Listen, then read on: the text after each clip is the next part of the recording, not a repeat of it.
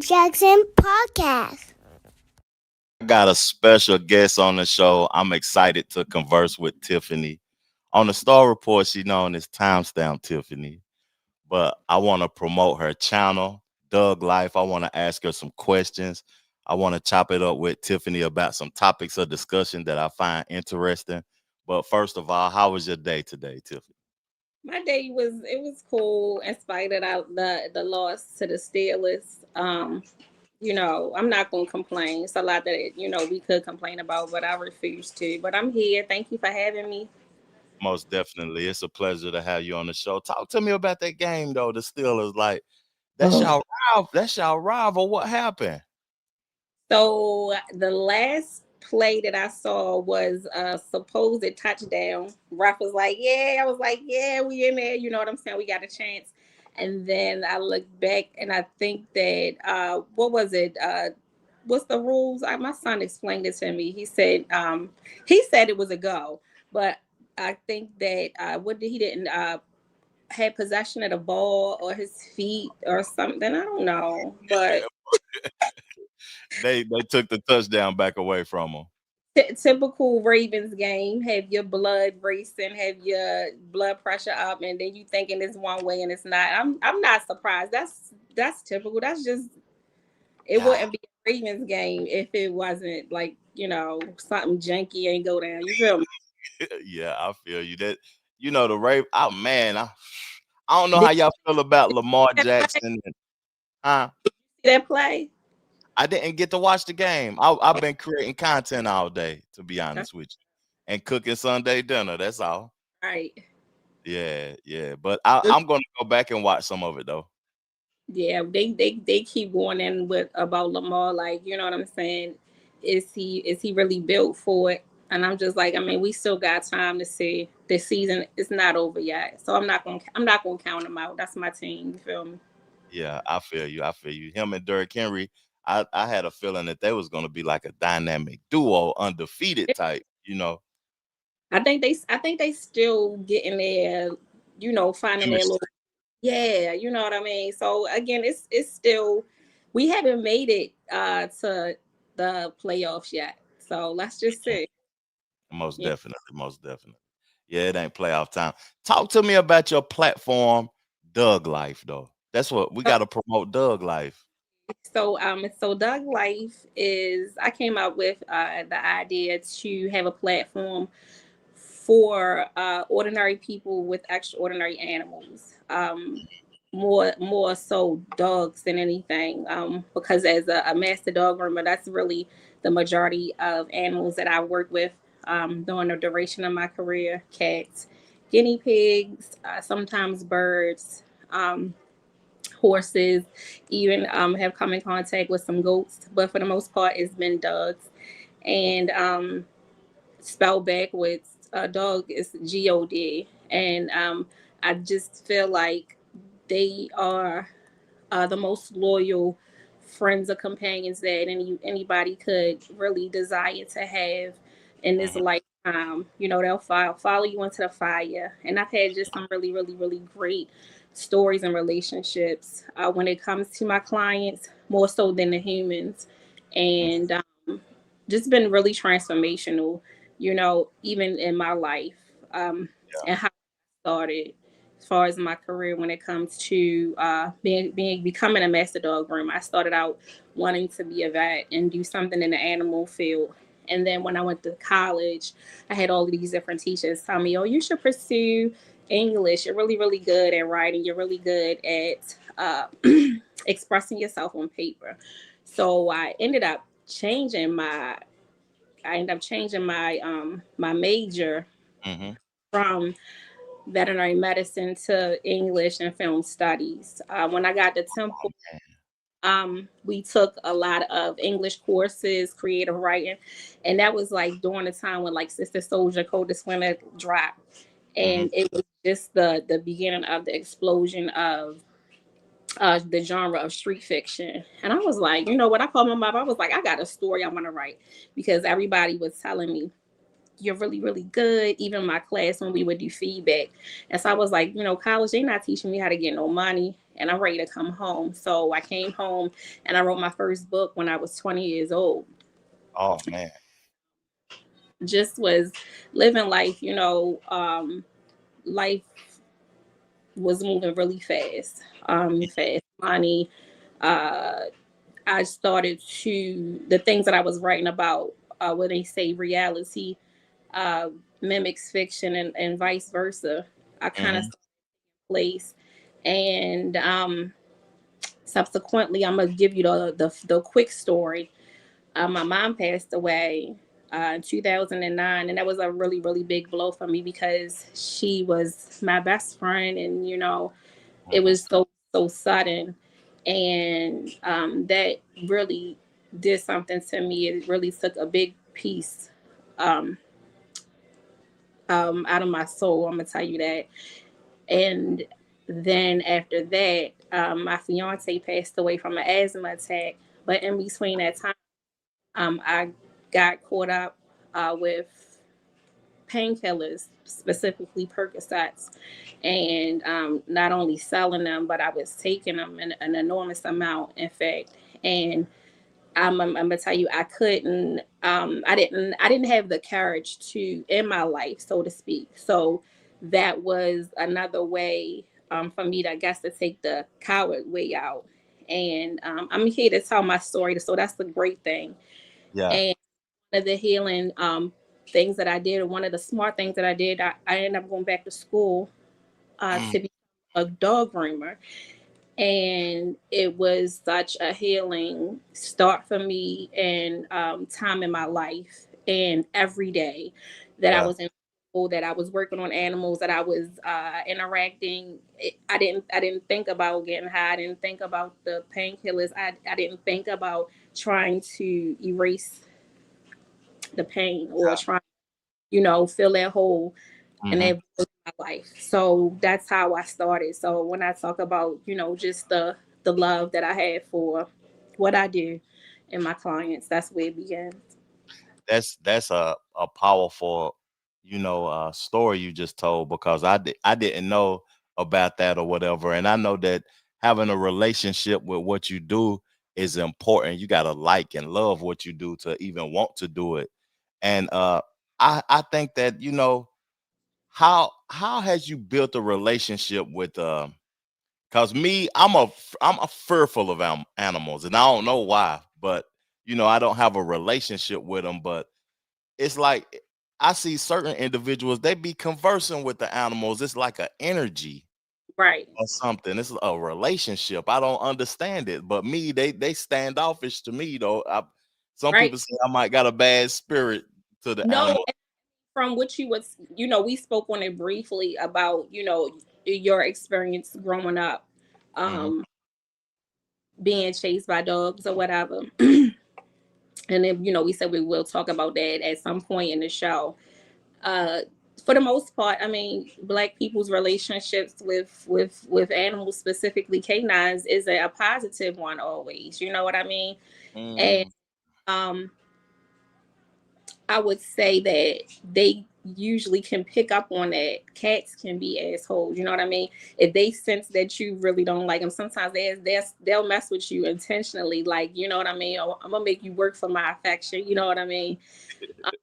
But but dogs, and I always encourage people, before you go out and buy, make sure that you go to a place and adopt, and take a, and and sit and find a dog, or let them find you, usually, because that's how it works.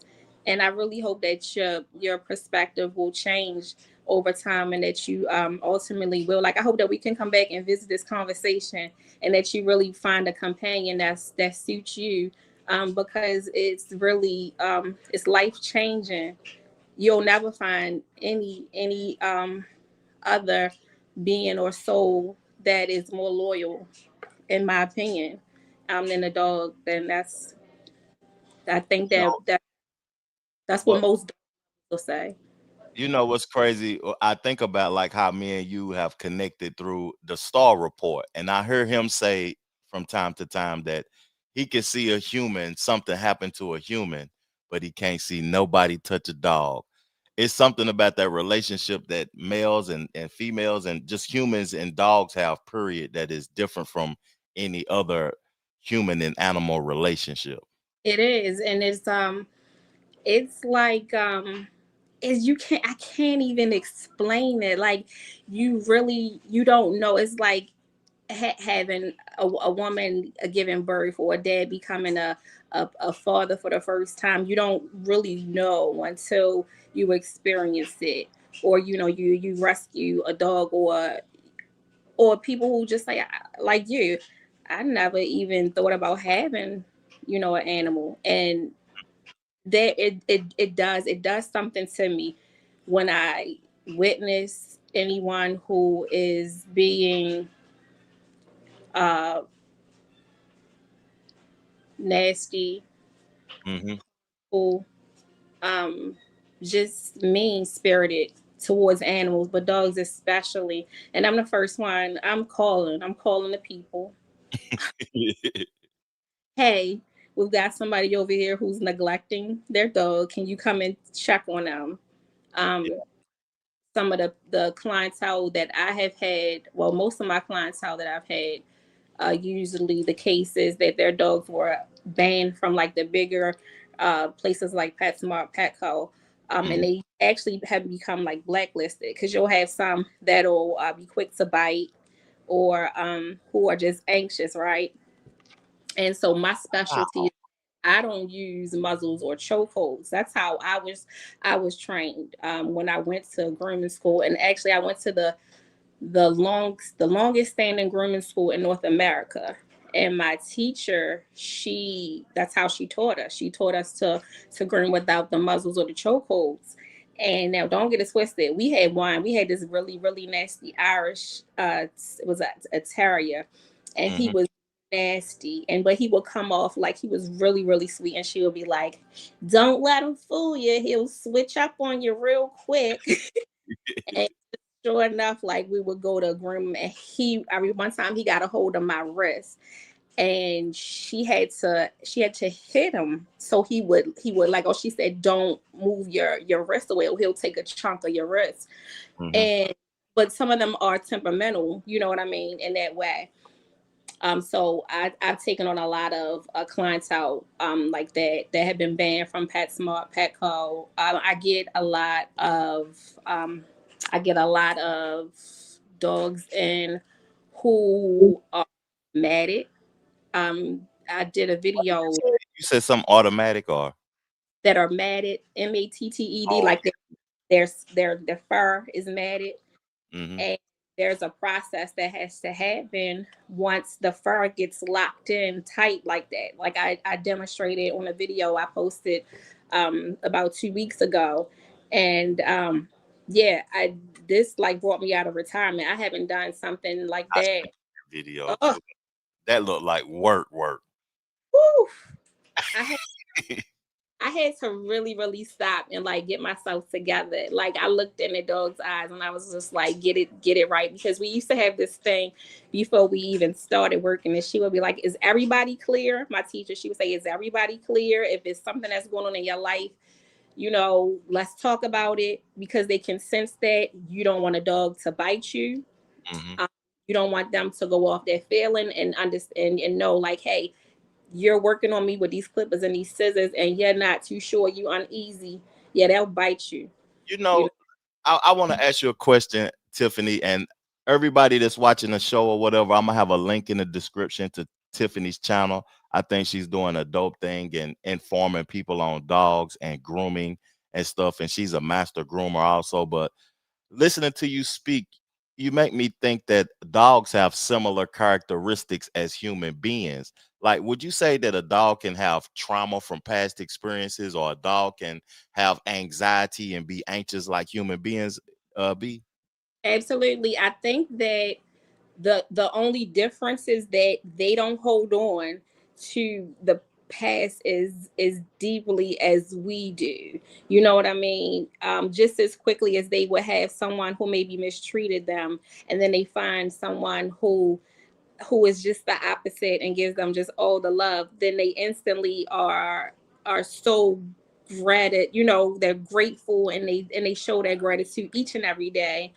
Mhm. And that's the most amazing thing about dogs. The one thing I will say is that they do have that core memory when it comes to their nails. So one of the things that I don't, when it comes to like the nails, they'll be like, "Can you cut my dog's nails down real short?" And I'm like, I don't really do that. Like, I'll cut them, but and you'll have some dog groomer places, they'll cut the dog's nails and they'll cut them past the quick, and then they'll put the quick stop in to coagulate the blood, and then you don't know, but you know that your dog has a fear of getting their nails cut, and that's usually where it comes from. Mhm.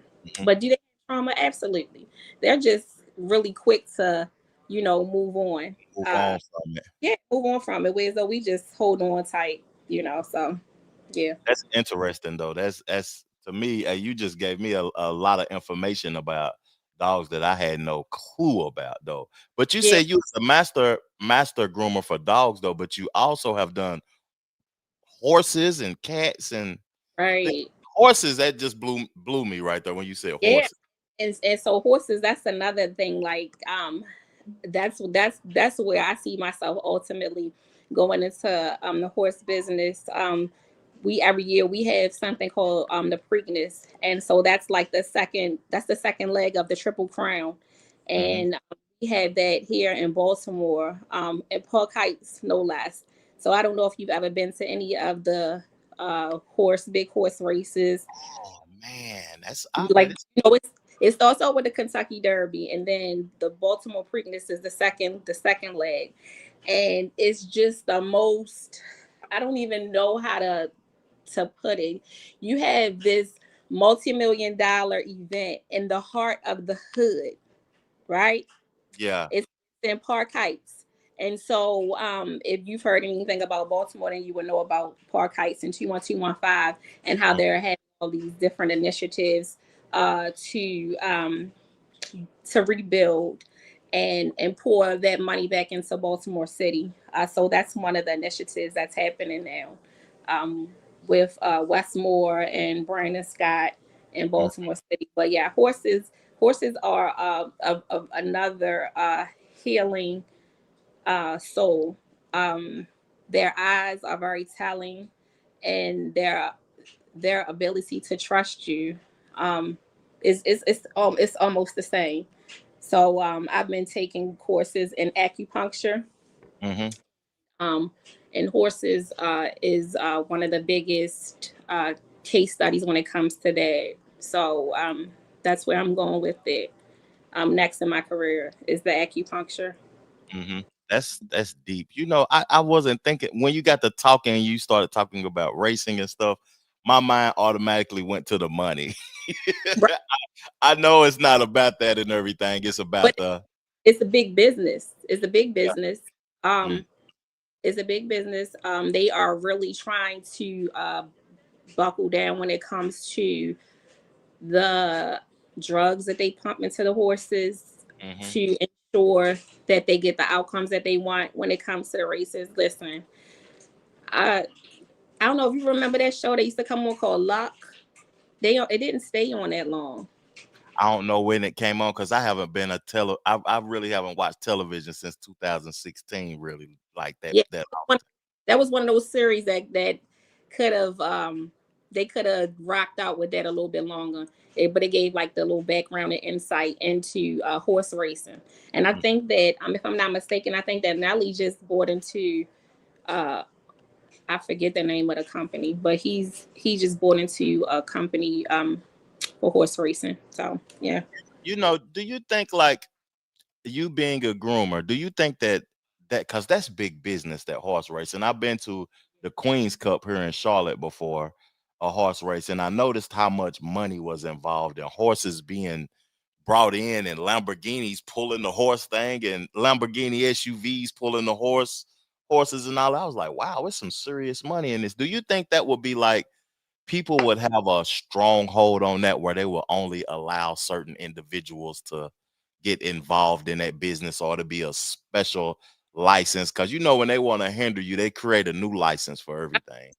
And Yeah. a new legislation, a new association. You know what I'm saying? I'm gonna tell you. And even when I started out and I initially went to pursue veterinary medicine, I Hmm. think I looked at all the long years of schooling and everything else, and that was one of the things that possibly deterred me. You know what I mean? Also, I had to really overcome the part of working with them on a medicinal level and separating my fear of what, as they say in medicine, first, do no harm. Um but even when it comes to like the dog grooming or changing like horseshoes and stuff like that, you're giving them relief. You know what I mean? So that's fine for me. But yes, do I believe that in certain industries that they are gatekeeping? Absolutely. Absolutely. Yeah. They see, even when it comes to me, no, we aren't as melanated people a monolith. But I always get that in my industry. Oh my goodness, you're a black dog groomer. Yeah. It's been a shocking thing. And one of the things that's really always been disheartening in the industry is being questioned by my own people if the information that I am telling them is accurate, and then going and then getting the same information from a From Petco the or PetSmart, hmm whereas though they have your dogs in a muzzle or chokehold, and I'm doing the most humane thing possible. And everything I'm saying is the same thing, if not more. I'm educating them and I'm questioning. I think that's been one of the most disheartening thing about what I do. That's crazy that you say that, because I feel like in every business we question our own, and it Hmm. could be from past experiences or whatever though. But that's just interesting that you say that too, because I believe in all forms of business we question our own and just take the information from others like it's the gospel. And I Yep. ain't hating on us, I ain't trying to talk bad about us or nothing, but it's just a true. It's the shameful truth, is what it is. um let's get into one of the topics, and then we're gonna get back to your platform, and we're gonna make sure that I have your whole channel in the description, and I talk about your channel more often and stuff, and what you do as a groomer and stuff though. But in this era and this day and time, where do you get your information from, Tiffany? I am still a big Twitter person. It's not what it used to be. Like I miss the days of having fun on Twitter. Um, Elon says that he acquired it so that there wouldn't be so much censorship, Hmm. but uh, sometimes that can also be a hindrance when it comes to taking in information, because there is so much misinformation. I Hmm. get a lot of my information still from reading. I still do a lot of reading. Yeah. And recently YouTube. So I like to catch different podcasts, like the one that you put me on. I hadn't even heard about How You Learn, and that was the first time I heard about that one when you sent me the link. So it's always good to come across different uh, platforms. Me, I feel like we living in a time where it's an information overload. It's so much information out there that you have to get it and receive it in multiple ways to know if what you're hearing is accurate, or if what you're hearing is of substance, or these people are just creating content for views and likes. It's just we living in a time to where it's a weird space where it's a multitude of individuals talking about the same thing. And you're like with the recent the reckoning.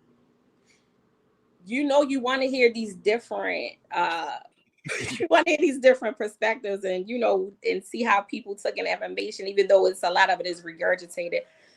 But I think that what separates it is the delivery. Who is delivering the information, right?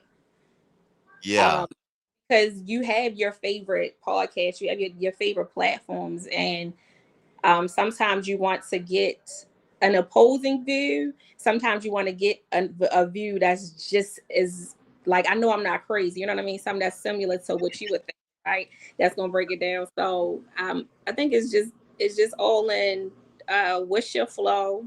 Who do you look for the truth, Hmm. if that's a such thing, right? Let's get into this first video that we're gonna play. It's Neil deGrasse Tyson, and he's talking about what not to believe. Okay. Let's get into it.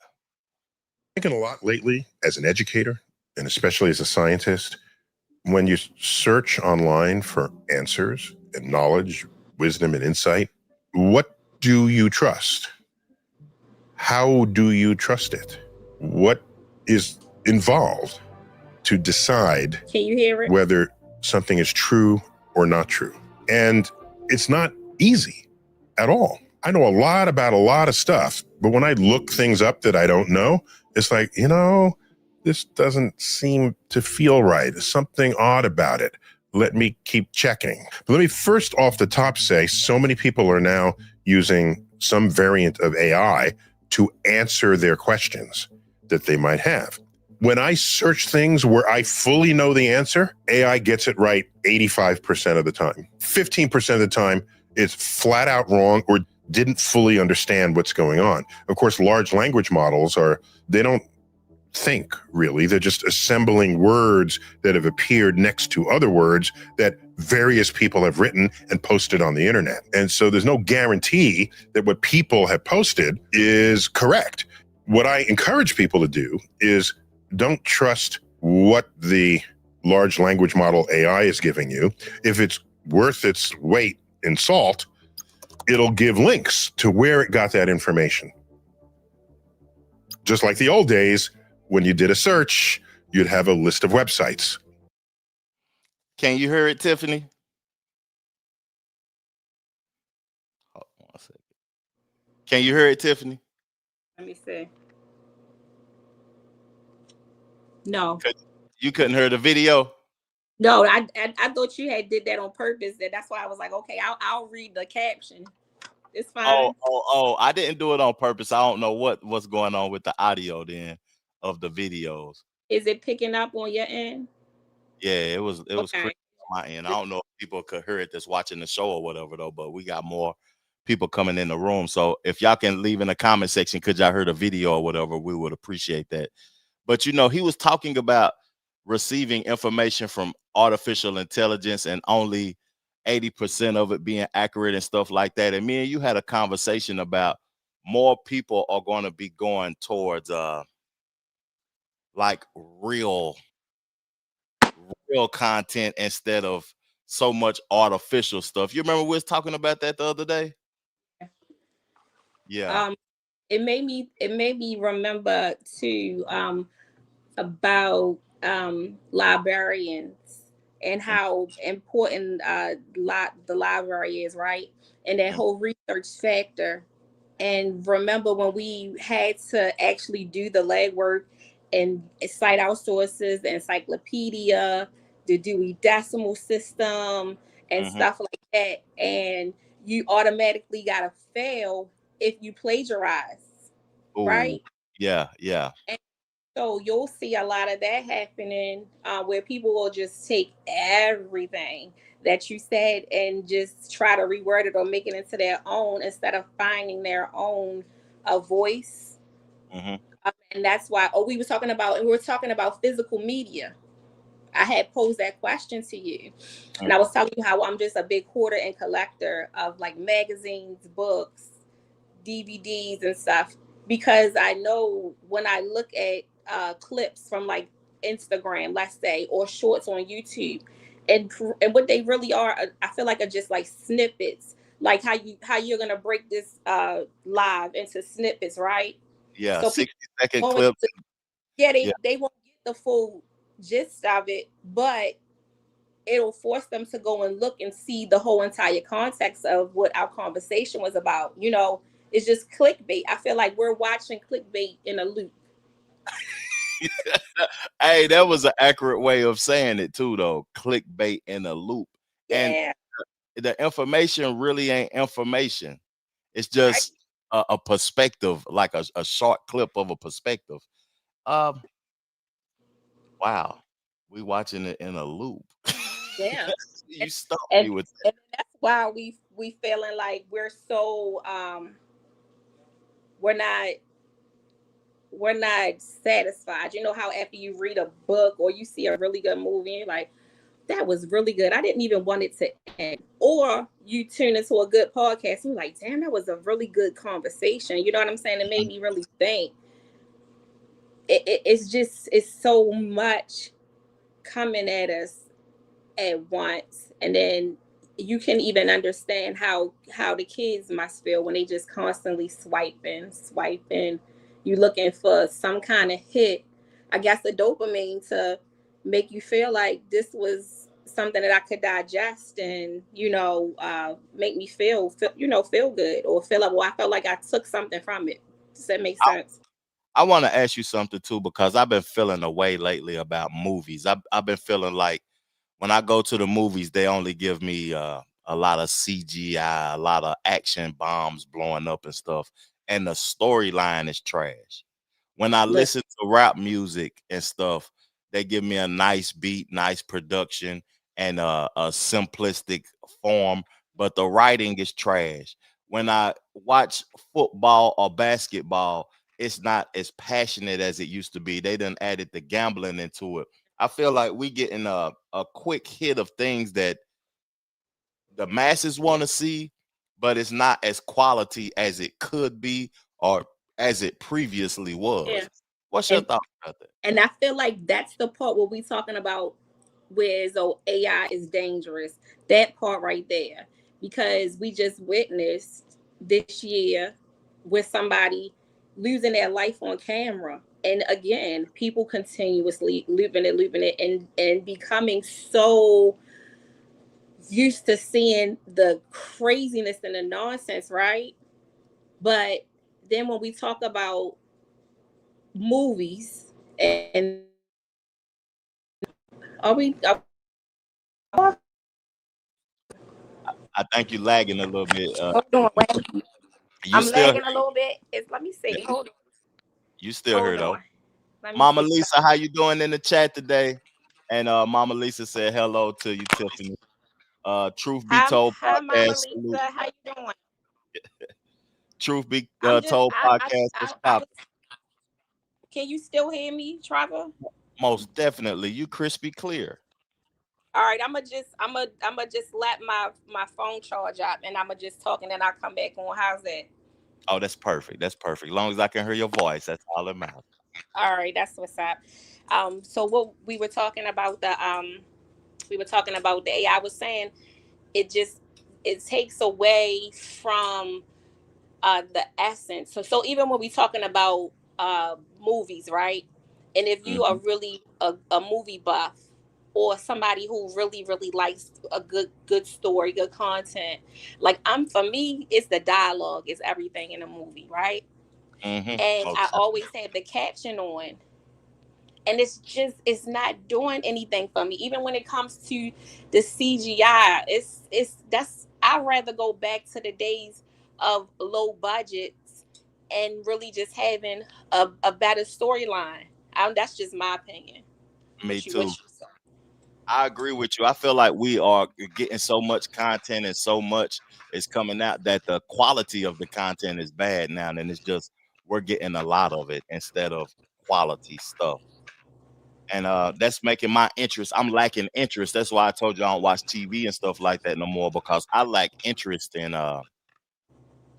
watching sports and television now, because the storyline isn't good, the action isn't good. It's just I don't want to be malicious towards that, because some people live and die by you know good Right. entertainment. But that's probably why I appreciated the Reckoning doc. It was good. It was good, and I mean, being able to see clips now at the age that we are, right, and being a part of that era, like Mhm. him taking it back to the incident with when the people were trampled and unfortunately their lives ended. Yeah. That was a good place to start it from, right? Mhm. and Mhm. and as crazy as the incident was, it really was the thing that sparked his career, right? Because Mhm. that's what he became known for. And Wow. and so for the most part, the consensus for everybody that watched it is that they said, okay, I watched at least the first two episodes, even if I fell asleep while I came back to it, and then I watched the next one, 3 and 4. Mhm. So we're able to have these conversations about it now, being older and looking at things differently, looking at the culture, and looking at also how we were bamboozled in so many Mhm. ways, right? Because for Mhm. me, I was a big Mary J. Blige fan, right? Oh. And like you couldn't say nothing about Mary J. Blige, right? But but now that I'm older and I look and I'm like, damn, was she really just trauma bonding and building these records based off of trauma all along? And yes, we know the power of music and how it's supposed to get us to feel things, and it can put spells on us. And even when we look at drill music and how it has an effect on the children Oh man. today in their actions, right? So it Mhm. can be a hindrance. Mhm. And You. also that and idolizing people who do bad things, Yeah. who participate in deviant behavior. Mhm. And that was the good part about that, and what I do believe documentaries are they're good for, because they are able to uh alter opinions. You know what I mean? It's you have your own opinion once you're done with it, whether you like it or not, right? Most definitely. And that's something that I took from it too, though. But do you think, like, when we was talking about drill music and Mary J. Blige and the perception that music gives off, I blame the artist, but I don't solely blame the artist, because do you think this statement is an accurate statement? Art imitates life. Absolutely.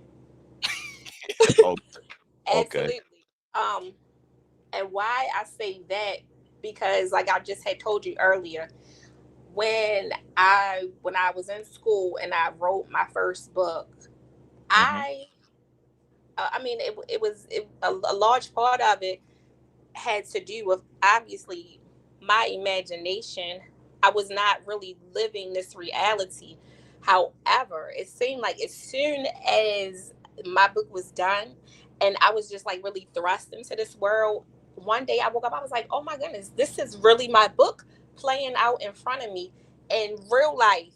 Like these women, these characters that I'm seeing in different cities and parties and all of that, and the things that they were willing to do just to uh, be able to be a part of the scene, to be on the scene, just for a Hmm. couple of dollars, just for Man, a bag, a good pair of shoes.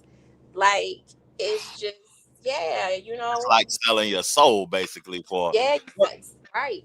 what's the title of your book, and where can we go purchase it at, Tiffany? So my very first book is called Liquid Dreams, and that that one was about, well, is about four young women, and just their pursuit of this liquid world of just the fast life. Again, like I said, at this point in time, I was 20 years old, and so street fiction, that was a genre that was very popular. Oh, And I'm gonna have to there weren't, I mean, there were a lot of books, but authors were beginning to self-publish.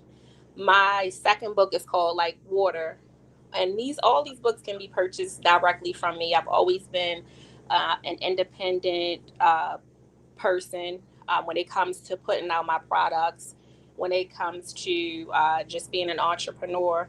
And then my third book is a memoir, and that's my only non-fictional piece of work, and that's called I Love 30s. And that's just the period in my life again where I became addicted to painkillers, and how I just lost everything and had to get it back.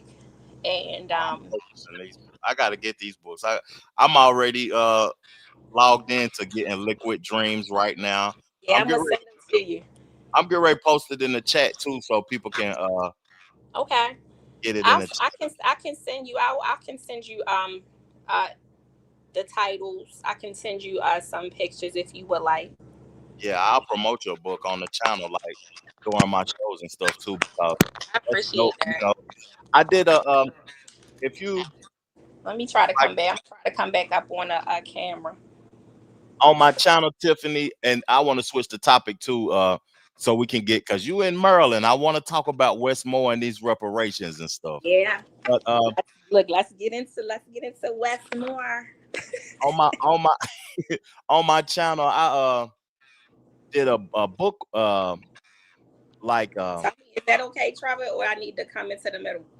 I can't see you still. It's all black still. It's all black. Hmm. Hold on. But I did a chapter by chapter book reaction with this author. His name is Eric M. Hamilton, and the book was titled "The Divorced Man." And on my channel, I got it in a playlist of where we talked about his book and we reacted to it chapter by chapter. I need to finish it with him. We almost done. We got to like 14 chapters though, but I feel like I should have read the whole book and we just did one episode. I think it would have been more impactful than doing it chapter by Yeah, that would be nice. Like that's something that I really would like to do. Like talk about, books, chapter. Hmm. really, really good books. And I always enjoy those type of discussions. Let me purchase a couple of your books and see if we can make that happen to where we talk about your books and we do a reaction to what was read and what was said and where you was going with the writing and everything. I would really enjoy that. That would be it. Do I need to refresh my browser, or am I back on the camera? You still not on the camera. I don't know what's going on, Tiffany. You might have to go out and come back in though. All And right. I start playing some of the video so people can get in on what's going on with this video. So this is Wes Moore. If you have been on my channel for a while, I ridiculed Wes Moore for he vetoed reparations for people and the people of Maryland. He vetoed reparations. Tiffany's back.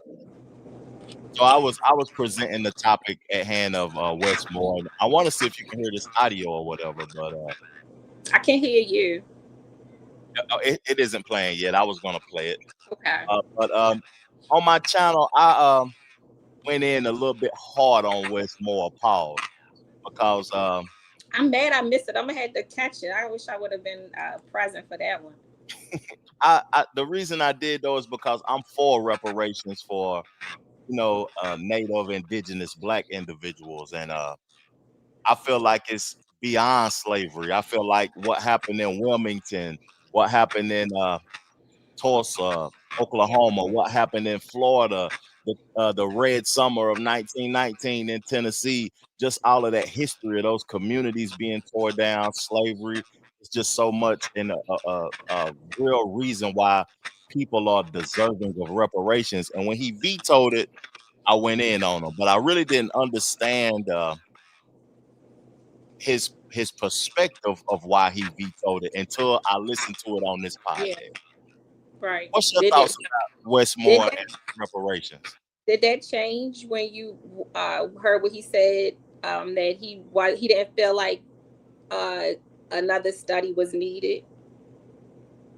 Um, he said that if the right bill came across his desk, he's all for it. So I feel like we should hold his feet to the fire, and let's collectively put a bill together, and let's see if Mr. Westmore would be willing to go ahead and pass it. Then he said that he would be. Well, let's go. Let's see. Yeah, So so I did. I timestamped that one, and I actually had I tagged the Black Authority in that one because I don't know if you ever tapped into his program, but that's mm-mm. something that he's always talking about and saying tangibles, like we have to be more specific when it comes to what it is that the Black community is asking for. Now, he said he's put these millions and millions of dollars uh, back into the community, especially when it comes to Black entrepreneurs. I ain't seen none of it. I've been hearing about a lot of money going to the Black community lately. I heard about Jeff Bezos' ex-wife putting $750 million in HBCUs. I've been hearing about him creating certain things in Maryland, but I never heard the people on the ground talk about they've obtained anything. That's what I'm saying. So that's why I said that is going to be my project, right? I'm going to, as an entrepreneur, as somebody who has been operating outside of Baltimore City for over 10 years, yes, it is very necessary, because if you look at the communities and neighborhoods, they are so, it looks like a war zone. When you look at the different row homes, there are over 14,000. I don't even know the specific number of row homes that are dilapidated and vacant, and it looks like somebody just dropped bombs on Baltimore City, literally. And then when you have businesses like mine who are operating in certain neighborhoods, then you have the influx of fentanyl, right? So we know Baltimore, Maryland has always been the capital for heroin use and abuse, right? But then when you talk about uh, this monster fentanyl and how has just affected the community in even more adverse ways, it is very heartbreaking, right? He said that one of his biggest fights was for to end Black poverty when it comes to children. Well, the best way that you could do that is to create jobs. We just had this big loss of over 300,000 jobs when it comes to Black women. 300,000 jobs. So what are you really trying to do? You have to create these jobs, because then you empower not just women, men, you empower parents to want to do better and to be present in the lives of their children, and to want to reinforce their education, their way of living, and their way of life, period. Everybody deserves a way of living that is a green life, and it's just really unfortunate to see how slowly the rollouts are happening, but I can see the progress that is happening in a community like 21215, where I said that they have the Preakness, but it's like you have this $1 million event that happens every year, and then you also have all of these casinos, right? So this is what we're talking about. We're talking about the casinos and how they promised that they would be the best thing, and they would promote better education practices, specifically when it comes to Baltimore City public schools. Now, I don't know how it looks nationally, but I have seen podcasts in regards to the schooling in other cities like Baltimore City, Chicago, Charlotte, Mississippi. I think that, what did he say statistic wise, that Baltimore and Mississippi were like neck and neck. That's a crime against humanity, right? I have witnessed it with my own eyes, in having my friends and family who are educators and whose intention was to do the best by the children, right? But you can't save everybody. But there is a force behind it all, right? That benefits from it being very systemic. There is a institution. They're saying it's a therapeutic institution that's being built in 2029 in Baltimore City. That's something in itself. When you talk about the detention centers and the prison pipeline, we have a school, Dunbar, right? Mm-hmm. Dunbar High School. I It's heard about situated right next to, if you walk up the street, there is a jail. If you ride down the street from that jail, you have the world's second oldest penitentiary. This is right next to a high school. You have across from Dunbar, St. Francis. St. Francis is number one. Now, when we're talking about football, but St. Francis, do they have the resources that they need? But they're number one, right? They're number one when it comes to football. So you have all of these really, you have all these really, really great token athletes who come, as they say, out of the mud. But why does it have to be that story? Why does any black boy? It was a video I wanted to send you.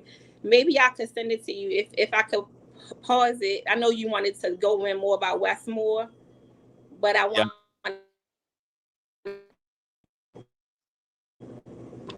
Oh, you back lagging a little bit, Tiffany. You back lagging, but it's okay though. You was cooking. I can't hear you neither, but I can continue on with the conversation until you come back. You know what Tiffany was saying was interesting about punishment and decision making. When I was listening to her speak, I was thinking about, she was saying about having families and how families are punished for creating a family. Wow. Is it a reward to creating a family? Should it be a reward to create a family, or should it be punishment? I wanted to ask her also about casinos and how many casinos it is in Baltimore, because to me, when it's a casino nearby, casinos always contribute to the destruction of the community, because you have people with dreams that's not really going to be reality, that is attempting and trying to achieve something that is never going to happen by gambling their money away. They working and gambling their money away, and then that's where the drugs, and then you see just the area deteriorate. Let's get into this clip though until Tiffany come back, because I want to hear what Wes Moore had to say about this. Let's go. So Ready for that too. So look, we have to start off with something that we addressed here on Higher Learning, which was the veto of some reparations legislation that happened in Maryland. Yes. Now, we had Jessica and Mitchell Iwoyer on Higher Learning to talk about that, to try to make sense of it for people. I'm going to play a question that I asked her and her response, and just try to see if we can get some clarity on what your perspective was in the legislative action that you took. Okay? Absolutely. Here's the soundbite. Brass tacks, is the governor lying? I don't think the governor is lying. I think the governor is figuring out a way to evade accountability that would, the type of accountability that would be by law. So if he doesn't go through with the commission and he says, well, I have my own forms of reparations, we're going to do racial wealth gap. He's going to make a whole declaration on Juneteenth about closing the racial wealth gap. Okay. And he's already uplifted home ownership and businesses and all of that. Tomorrow, something could happen in this nation, or something political could happen behind the scenes.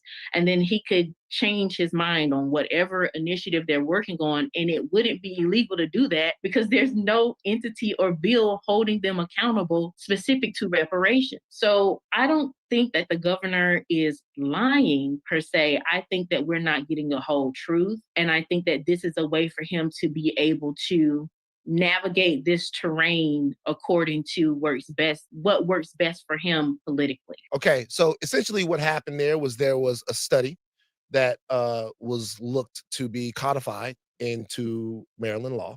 You vetoed that study, okay?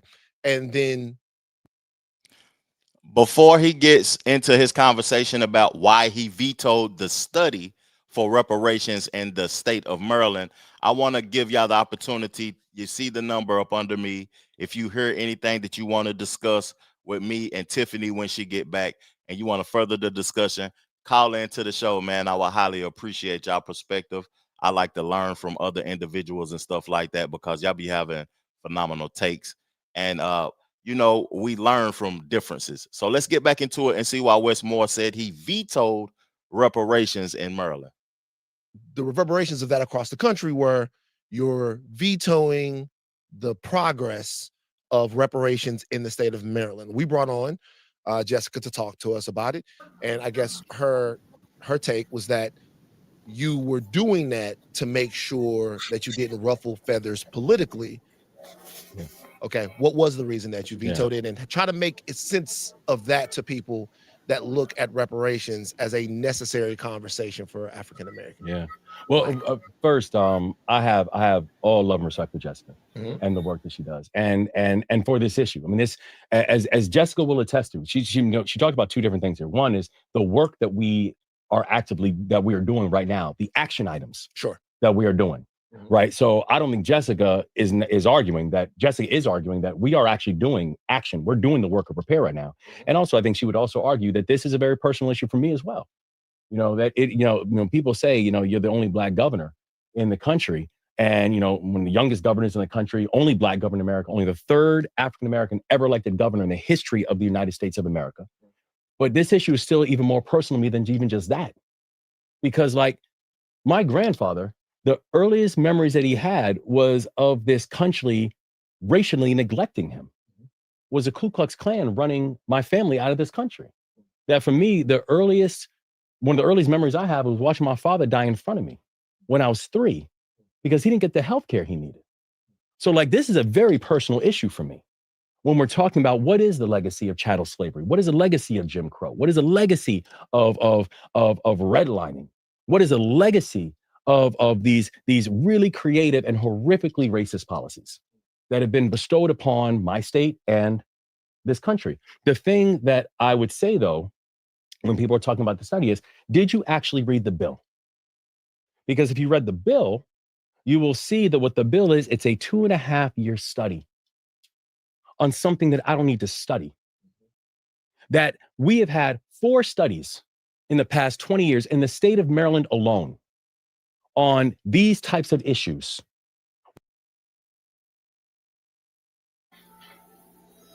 I wanted to pause it for a minute and get your perspective, Tiffany, on what you heard and what you thought about the clip so far, and just hear your audio now since you're on the laptop. Can you hear me now? Most definitely. You crispy All too. right. You're on the laptop. I'm on the laptop. All right, I should have started with the laptop. My bad. No, I don't think that we need any more studies, right? Mm-hmm. But goodness, because I'm really passionate about this too. We don't need any more studies because it speaks for itself.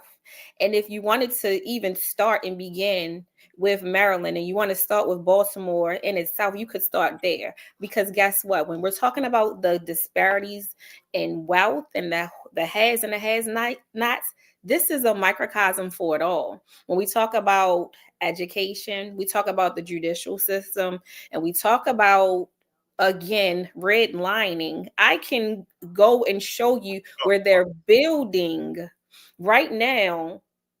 They're building right now this whole new, I don't even know how it's going to operate properly, because it's right in the heart of so-called Bolton Hill, North Avenue. Okay, let me try to explain like this. So you have North Avenue, and then blocks up, you have North and Penn. North and Penn is the place that was just like the hub for the Baltimore uprising, where they tore up the CBS and all of that, and CNN, and everybody was right there.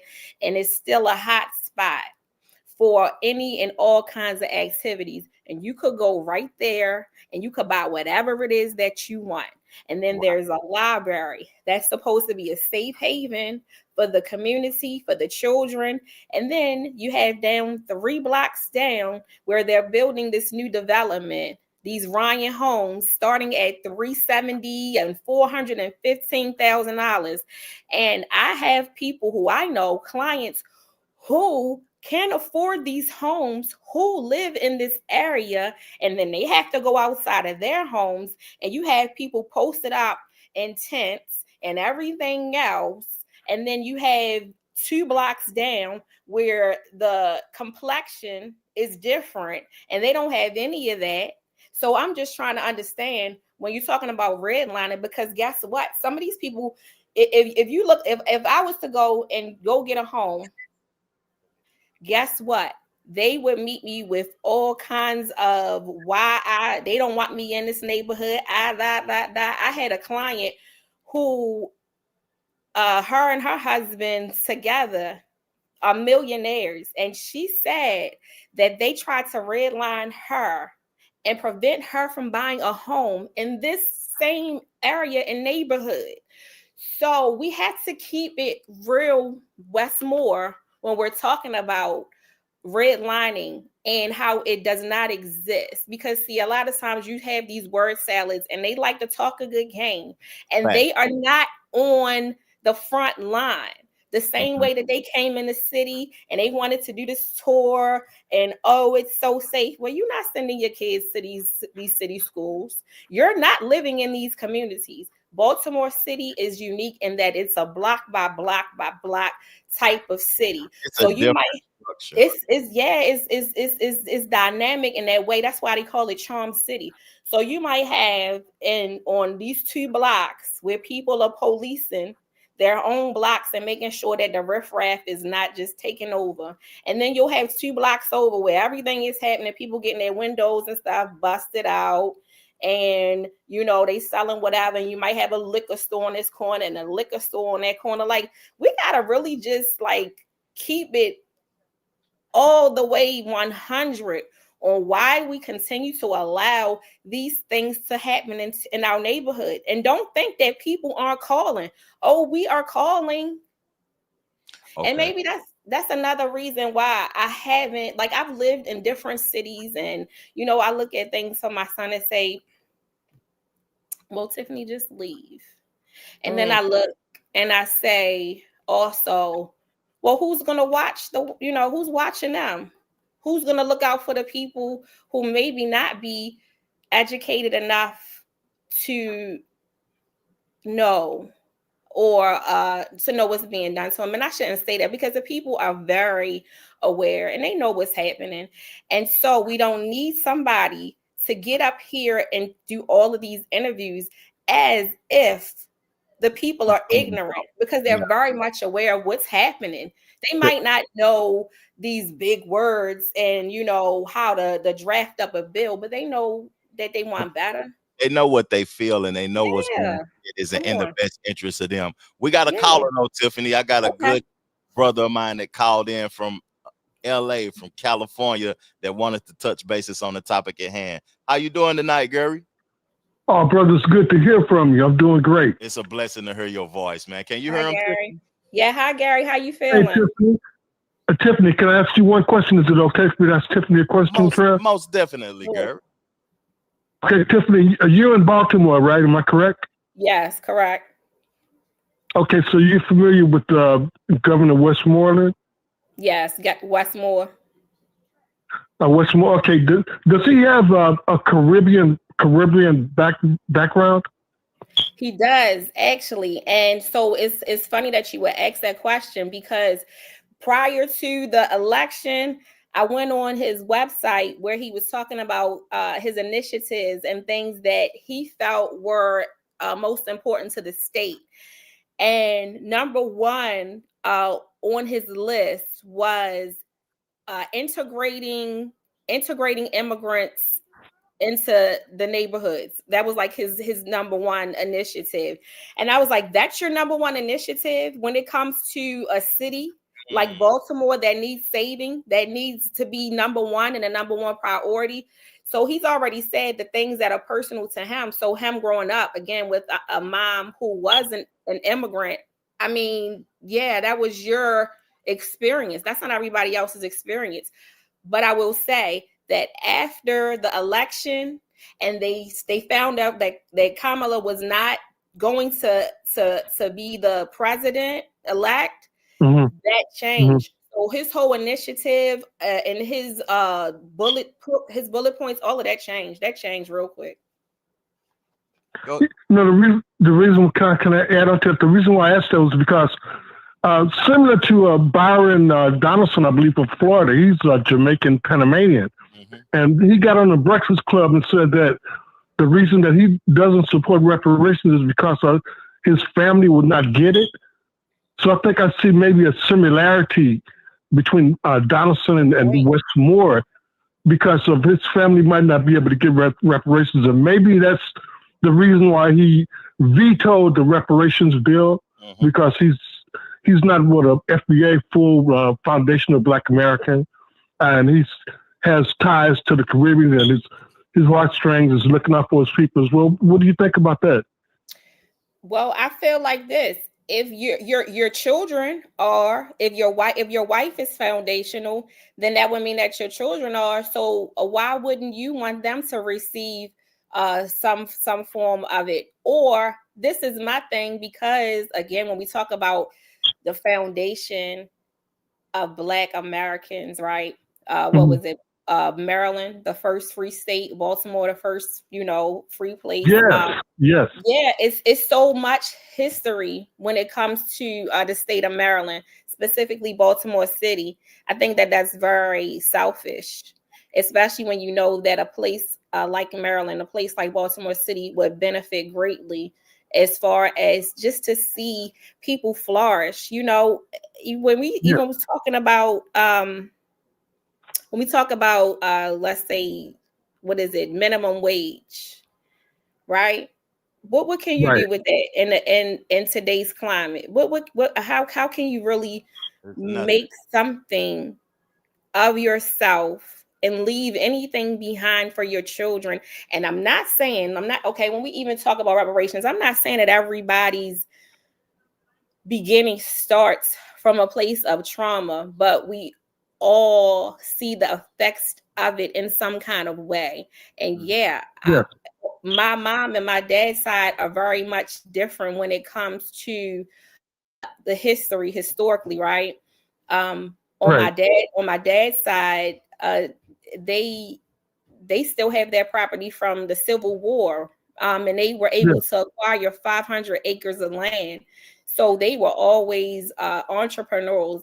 And then on my mom's side, a different story, but they still were very proud foundational Black Americans, and that they stood for something. And that was a story that was always repeated to me, is that there is a debt that is owed. And I really, really hope that we are able to get something going and really just to stop talking about it. And I think that this next election is going to be very telling. Powerful. Yes. Yeah. May I interject something? Most definitely. Sure. I was listening to the great attorney, Johnny L. Cochran's video earlier today. He was working on getting reparations for FBAs before he died.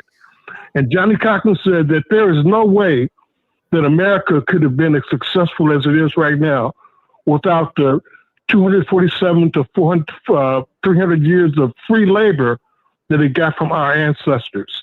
And a lot of people are suspicious of his death. I was hearing that, because I'm here in LA, he was out here in LA with me. And a lot of people are thinking that maybe that's the reason why he died the way that he did. It was kind of mysterious in a way.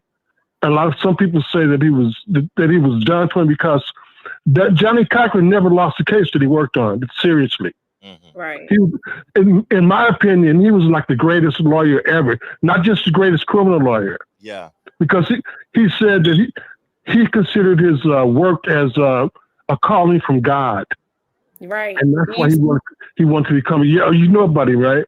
Yeah, Mr. Gary, do you feel like that is something that is missing when it comes to us getting those kind of bills and stuff, passed?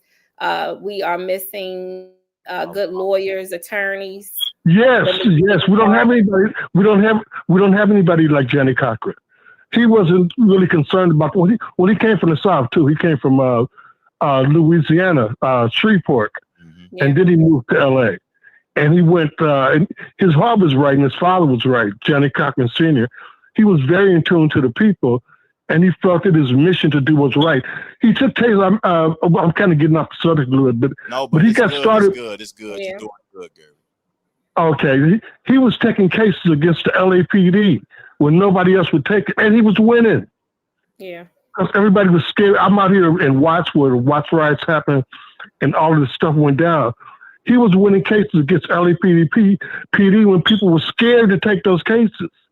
He said his calling was a calling from God to serve his people and do well. And so he had the reparations on his back burner, and he was working on that. So his death was very untimely because look what he did with the famous case was the OJ case, right? Mm-hmm.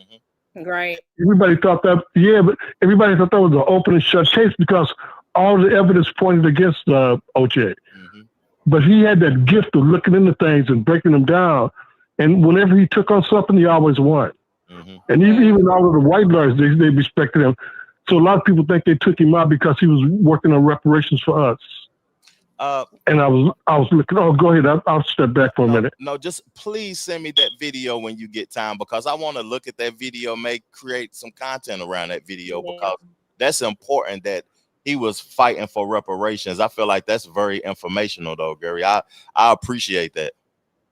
Yeah, okay, brother. Oh, and also I want to say this.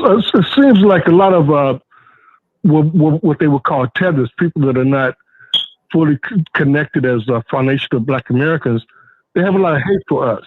Mm-hmm. And they don't want to see us to advance and move. And they just, in their cultures, they're taught to hate foundational Black Americans, and we've never done anything wrong to them. Like Johnny Cochran, he's from our lineage. We only want to serve and help people most of the time until we learn that they're like doing something to undermine us or working against us. And I'm finding that a lot of foreigners or people who have foreign backgrounds similar to Wes Moore, the guy from Florida, and the Congressman Ilhan Omar from Somali, they tend to want to, for some reason, undermine us and to attack us and work against whatever we do. But when they get in trouble, you know who they call on? Us. They call on us because we have a success record. There's something within us because we're so tied to the land, and America's, and our culture is not based in lies. We prefer the truth. Most other cultures, and even Caribbean cultures, African cultures, and I know the Somalian culture, they're based on scams and lies. Yeah. We look down on that. So I think that we have a blessing from God to look at the truth. I remember when Jesus he was sending out his disciples, and he said, "Continue in my words and what his precepts." And he says, "And you should know the truth, and the truth shall set you free." We honor the truth, and a lot of cultures around the world don't honor the truth because sometimes it's hard to look at the truth.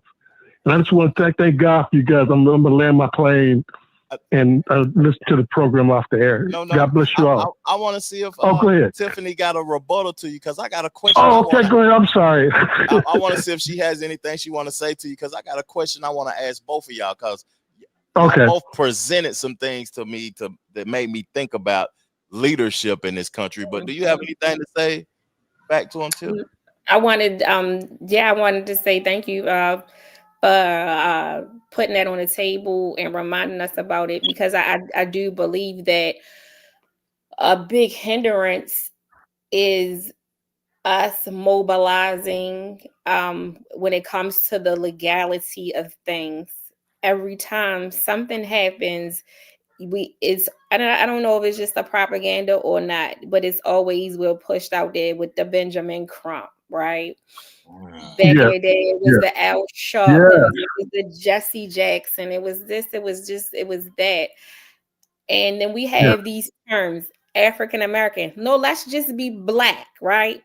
But I do like the foundational part because we have set a foundation for America, and like you said, we have a source, and if for whatever reason if we all just left, right, just up and left, and we went to our own planet or whatever the case might be, it would not survive. Like I don't think any place in the world would survive without the foundational Black American, right? And Right. and so I just wanted to point that out. And I don't want to lump Wes Moore, and I don't want to believe that, because he has this immigration background, that would be his reasoning for wanting to thwart anything that comes on his desk in regards to, tangibles, right?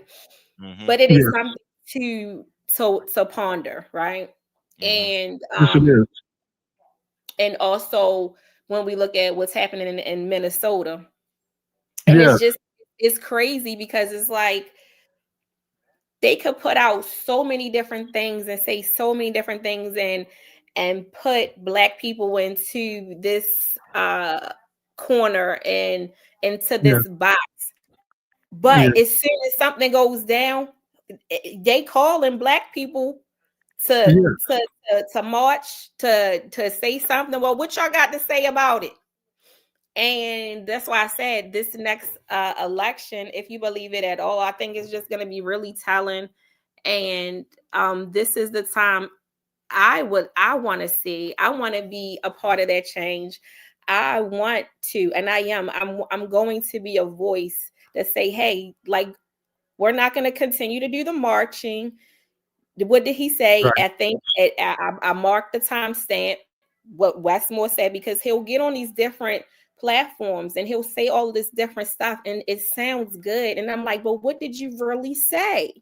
Yeah. Yes. Why the This is the first time that I heard him say, hey, if something comes across my desk and it's written up XYZ, yeah, okay. Well, let's do it then. Let's see if we can use the state of Maryland as a example. Hey, can I add on right quick to what Tiffany's saying, Trevor, before you ask me the question? Please add on, please. We chilling. Okay.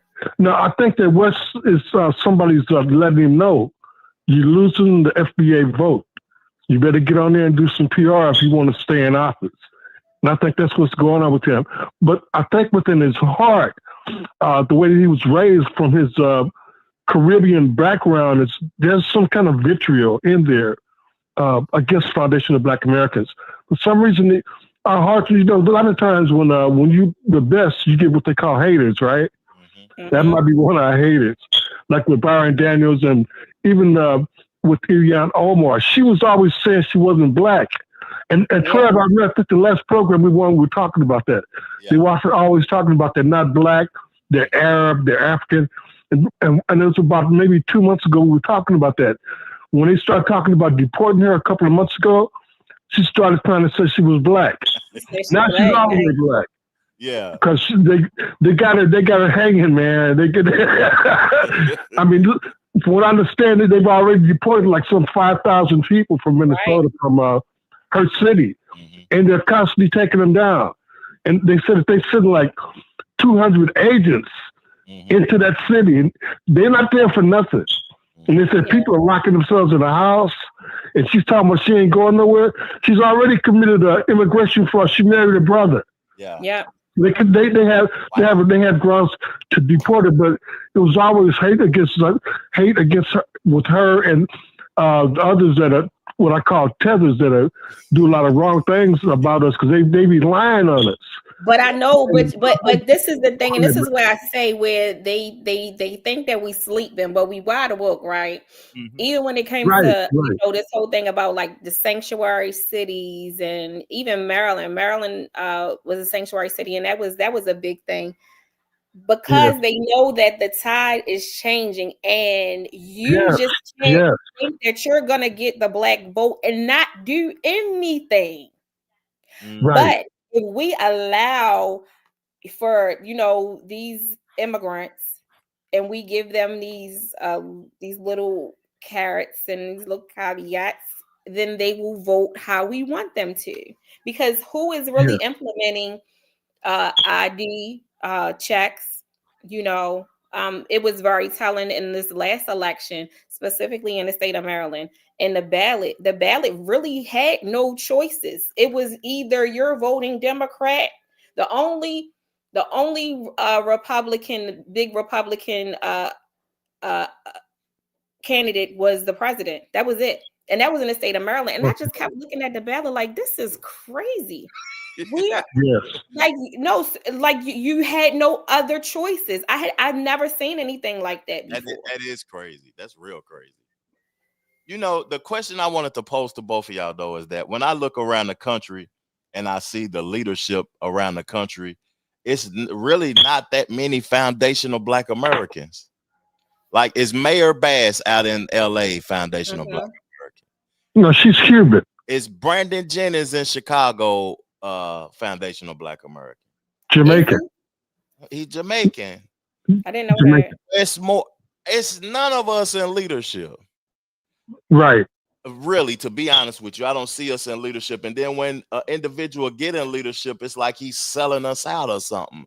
Why is that? So I'm trying to figure out. I don't know if y'all know, but why is the what Gary say, the tethers getting the opportunity to be in leadership? Are they being obedient to some sort of structure or something that can get them in position, or do they know how to sell themselves in a way that seems as if they are leaders or whatever? It's just, it's maybe because they know they won't go hard, because they don't have that they don't have the soil, and they don't have that history of building the foundation of America. And so if you don't know and you don't have the struggle deep down inside, then how can you possibly side with people who feel it in their soul and know that, you know, hey, I was told, or I know the history that we built this, you know, or we played the major part. You know what I'm saying? So yes, definitely. I think they were brought in as what they call a buffer class to come in between us and white supremacists, because Dr. King, Malcolm X said that if you put cream into coffee, you weaken the coffee, right? So if you got pure FBAs, that's very strong. But if you bring in other people that don't have that lineage and that strength, our strength and power is built into our DNA and our character. We're fighters. We've accomplished a lot of things to build this country, not only to build the country physically, but to build it socially so that it'll be a better place. And we're the main ones that made civil rights an issue back in the 1800s and even up to the 1965, 64 Civil Rights Bill. We're the ones that tried to make America live up to what it's supposed to be, that all men are created equal and endowed by their creator with certain inalienable rights. We're the conscience of America. Now, if they can bring these, we look towards right. We like truth and righteousness. It's in our blood. Now, the people that are in the so-called diaspora, African diaspora, the Caribbean, they don't have that kind of feelings. They don't have that kind of strength. Look over at Africa, man. They got 54 countries, and none of them are successful. All of them are failures. Some are a little bit better than others. Maybe South America. That's what I can think of right now. And maybe some of the African countries, they still messed up too. They're still third and fourth world countries and doing a lot of backward stuff. Now we are natural fighters. Africans are not natural. Now they don't fight us, but they worship the white man.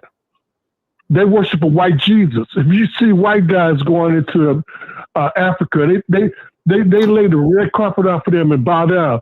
Now, when we go over there, they try to scam us and murder us and kill us, what I've been hearing about. Even in Jamaica, they don't have the same fighting spirit we have. We went to 240-some years of slavery, and we fought our way out of it. We went through second-class citizenship. We fought our way out of it through civil rights. We've never stopped fighting. My folks, my FBA, my people go back to the Blackfoot Indian, right? Yep. And from what I understand from my family, that's before 1776. From what I understand, we have never stopped fighting. Does that make any sense? We fought in all of the wars against these people. Yes. Yeah. So these buffers, these other people, they don't have that. They'd rather bow down. If we say something is injustice, they'll call in and tell us, you leave the white guy alone. Why are you messing with the white guy? Just bow down, get along, and go along. And that's what they do in their countries. Even President Putin talked about it. He said that even the rich Africans going to be born in Africa and they're going to die in Africa because Africa is a cemetery. Putin said that. And he's dealing with the guy from Burkina Faso. Yes. So that's the reason why I think they try to dilute our power by bringing tethers in from Caribbean, because they got their melanated like us, so it's easy for them to blend in. Yeah, it's easier for them to blend in, and then they know that, and they know over time that, again, like you said, once you add the cream, at some point, and it's gonna be majority brown. Everybody's gonna be melanated. Then you won't be able to tell, right? And so then it's gonna be the question, well, okay, we're ready to give you something now, but then how do we determine who gets what? Because then everybody has mixed, and now we have a whole new race. Mm-hmm. Yes, indeed. Hey, I appreciate you calling in and supporting me every time I go live, Gary, man. You are greatly appreciated. I got a other caller I'm about to call right back. Okay, brother. I'll listen to you. It was really a pleasure talking to you, Tiffany. Thank you so much. It was nice talking to you too, Gary. I hope to talk to you again. Yeah. Thank you. Thank you. Thank you for your time, Gary. Hey, 248. I'm about to call you right back. Where's 248 at, though? I need to know. Michigan. Oh, Michigan. That might be. I think Pontiac, Michigan. Pontiac. Let's see what his perspective is on the topic at hand. The subscriber you are trying to reach is not available. Please leave your message after the tone. Hey, you just called into the show. Call right back in, man. Dang, I didn't know what type of phone that was. That was a good conversation, though, with Gary. That was a good conversation with Gary. And there was a good comment on the screen, too. The one that said in New York. Yeah, it was. I think it was like one before they was talking about 400 years, and that was something else I would say. Like, America is still new. Like we still live in a fairly new. It's new. America is still new when we look at historically, and all the things that have happened since colonization occurred. Mm-hmm. Or even what was before, historically. Again, you have other places and other countries and continents that have been around historically and, centuries and centuries. So let me read the comments that you were saying that was good. In New York, I came across the difference during Black Lives Matter and how much or less folks felt it. Pardon my words. And he called back. Oh, he said he'll call back. Okay. Pardon my words, but some folks sounded more like Italians from Bensonhurst than folks from 125th Street. And then he also said that some folks don't have the weight of 400 years of Anglo oppression. Not that the islands didn't have it, but under Spanish domination, it worked out so different. Mm-hmm. Yeah. Yeah, that's crazy, man. I feel like with this foundational Black American lineage, the people being knowledgeable about the lineage and stuff like that. Oh, that was Mama Lisa who called in. Call into the show, Mama Lisa, and give your perspective on one of the topics at hand. But I know that ain't Mama Lisa. She from Cali. She ain't from Michigan. I feel like with foundational Black Americans being prioritized, it's an American first thing. Yeah. I seen Trump get in office and talk about America first, though, but I want to see the fruit of America first, no matter if it's Black or white, because it's Black Americans and we ain't in leadership like we just discussed with Gary. They have more people from the islands and other countries that cosplaying as us that is getting these leadership roles and positions and making these decisions. It's a very interesting conversation, though, Tiffany. Yeah, it is. It's like you said, the cosplaying, but again, we know that it's laughable. It's all performative because and I think we had discussed that before about the authenticity, right? And even when it comes to contributions to art and everything else, it's lacking without us, right? Most definitely. If we ain't involved, it ain't no seasoning. It's just boiled chicken. That's it. It's the chicken that you get at dogs when they constipated. Hey, take this boiled chicken without no seasoning. Let me read one of Mama Lisa's chats, and then we've been on this topic for a whole hour. This wow, time flies. Wes Moore. I want to get into this topic because you said you had something to say about this Oprah. Oh yeah, this Oprah. Yeah. And I do too. So Mama Lisa said, let me clarify something earlier in the chat. I said, hey, baby, I was talking to Truth Be Told.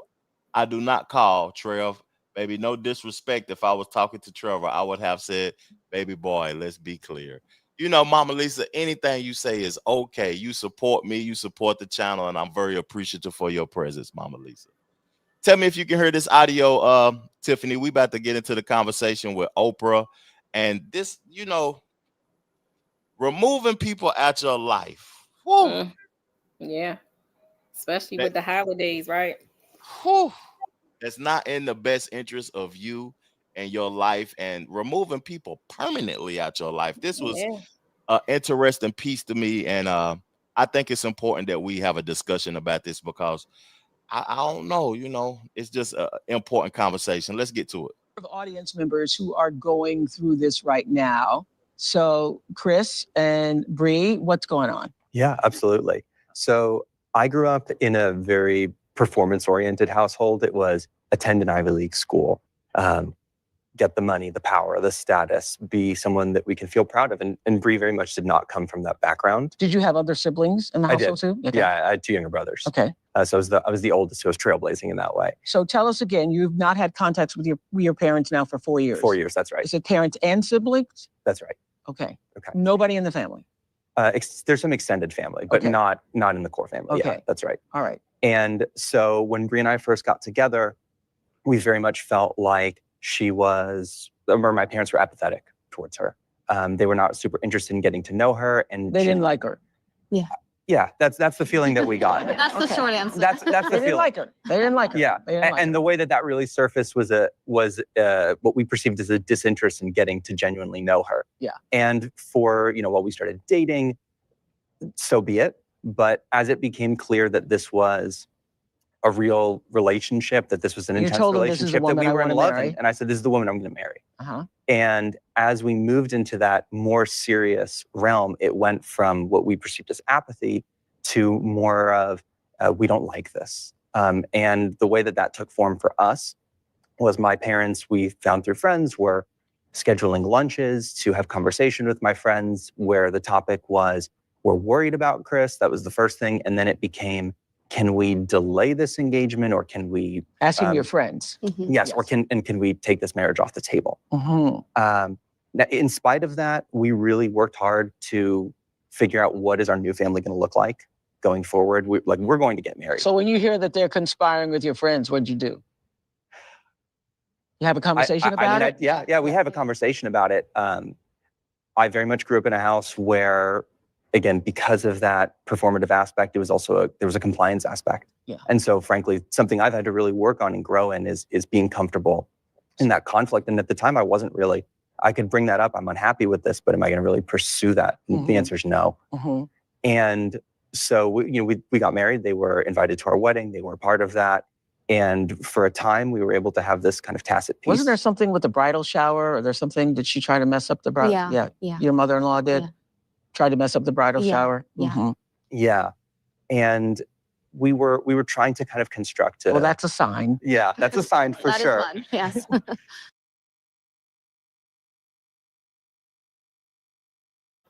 I wanted to play just that little piece. We could play a little bit more, but just to get the concept of what they're talking about and everything. And no communication with family for 4 years. We got a comment from Ryo. He said, I stopped talking to parents for 11 years until they understood I meant what I meant after a lifetime of trying. Yeah. They was unhelpful bullies. That's what he said. It's Yeah. you know, that's a deep conversation. I could go so many different directions with this because it ain't just parents. Also, it's just It's people, family and people that doesn't even have similar interests. Like sometimes you have to move on without certain individuals in your life, no matter how close you is, no matter if they're blood or whatever. It's just that learning to say no. That took me a long time to learn to say no, Tiffany, because I didn't. And, I was hindering myself saying yes. Right. To learn how to When you tell. wanted to say no. Yeah. And just until I started reading and communicating with different individuals, I just really learned how to communicate. Just being honest, like at 37, 38 years old, I had just learned how to communicate because I didn't know how to tell people no. I didn't know how to articulate my feelings in ways that it didn't seem like I was coming off mean. I would just hurt people's feelings just to move forward, or I would say something just to get away. But what's your thoughts about that clip in this conversation that Oprah is having and these guys removing themselves from their parents and family members? I think that a lot of people waste a lot of good years doing just exactly that, what you were saying yes when they wanted to say no, or saying, hey, you know what I mean, this doesn't work for me. A lot of relationships aren't able to flourish because so many times specifically men can worry so much about, well, what does mom think, or they will base their relationship and how they proceed so much on the perspective of their mothers. So I thought that was very telling and very interesting, right?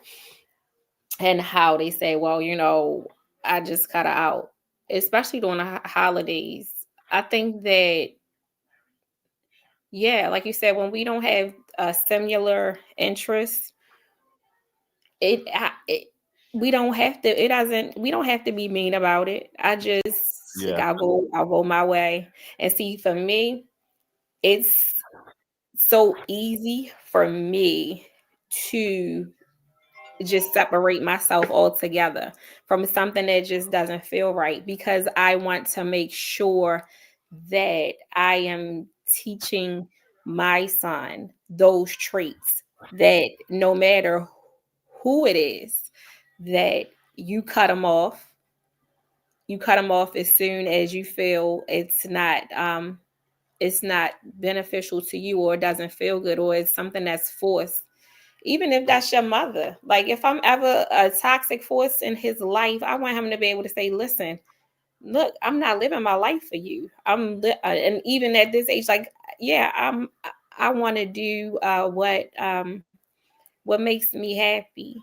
We have to always keep that in mind when it comes to our friends and our family. That, what's the saying? What you eat don't make me shit, right?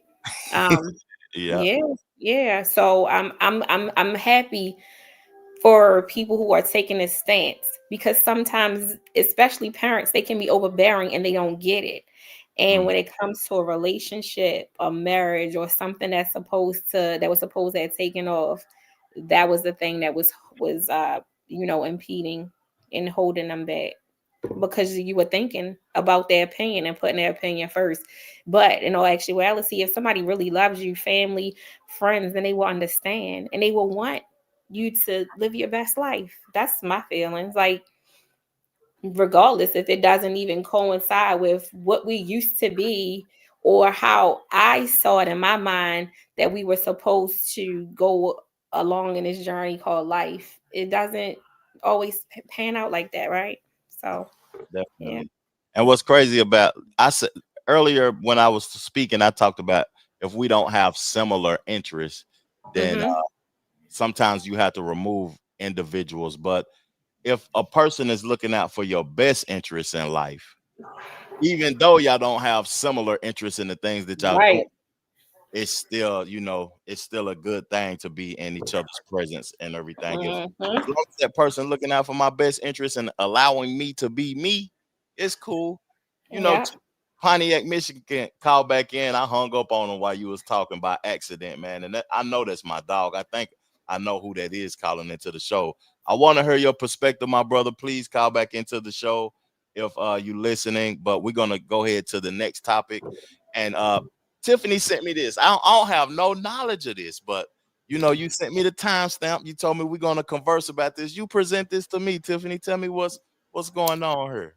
So this is a clip from historical Doomsday, May the 3rd, and how they were using water holes and dogs to incite fear in Black people during the civil rights movement.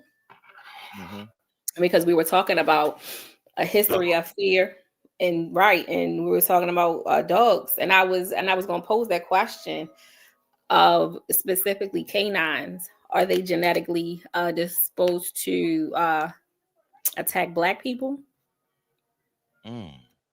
Because I sent you a couple of other clips, but that was one in particular. I seen those clips too. Yeah, like, you know, people that they were training, they were specifically training Black people.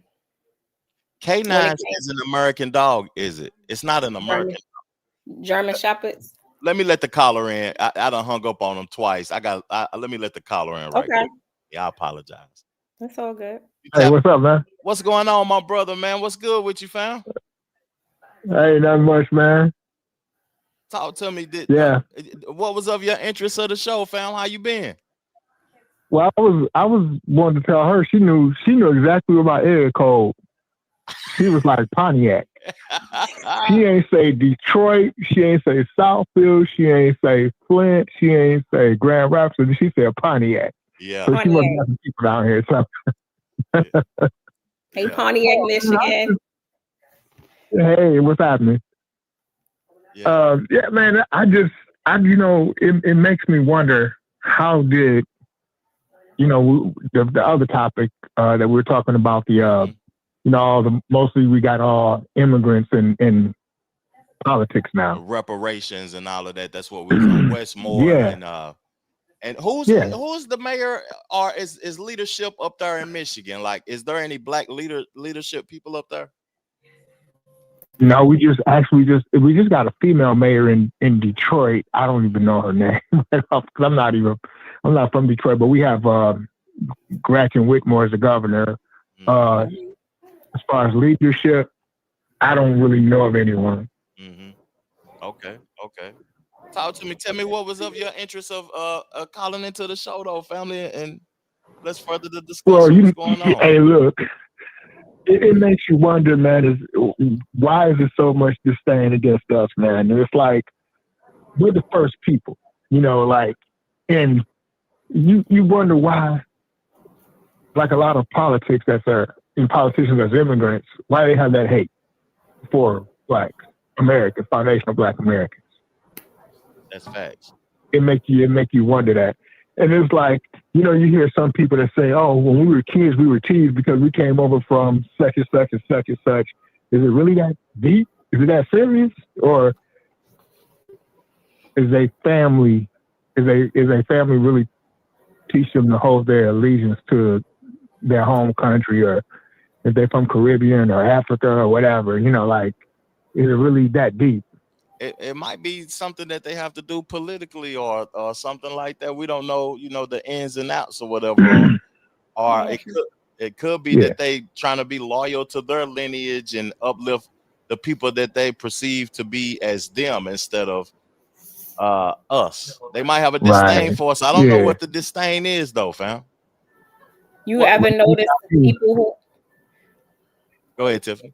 I would say you ever notice people who come specifically melanated people who come from other parts of the world, they usually say that they are here to capitalize off of America so that they can send their money home. Mm-hmm. Yeah. But most of them won't go home. It's like, I thought you was going home. Yeah. I thought you was going to go home and be like, what do you know that I don't know? That's what I would say. And that's the difference. Exactly. When they say, well, I'm getting my money up and I'm sending it home. Well, we don't have any place. This is home for us. Yeah. You know what I'm saying? Right, so exactly. It's like, even when it comes to that capitalistic spirit of America, and I'm not knocking it, right? Because that's what people come here for, right? They come here for the American dream. But I'm like, what are you doing? Right, because if I had a place to go back to, and I knew it was, easier to get a home built for a fraction of the cost here, and the landscape is better now, in a lot of African countries. I mean, some of it is still kind of effed up, but right, when you make money in America and you don't make it American money, you got money. And I've seen people build homes on YouTube in Africa. Man, it's some nice homes, like nicer than what I live in. Yeah, so, right. Definitely. Or is that a fear as well when it comes to tangibles and those reparations and that's owed? Do they feel that we would collectively take it and rebuild some other place? Yeah, and I think that too.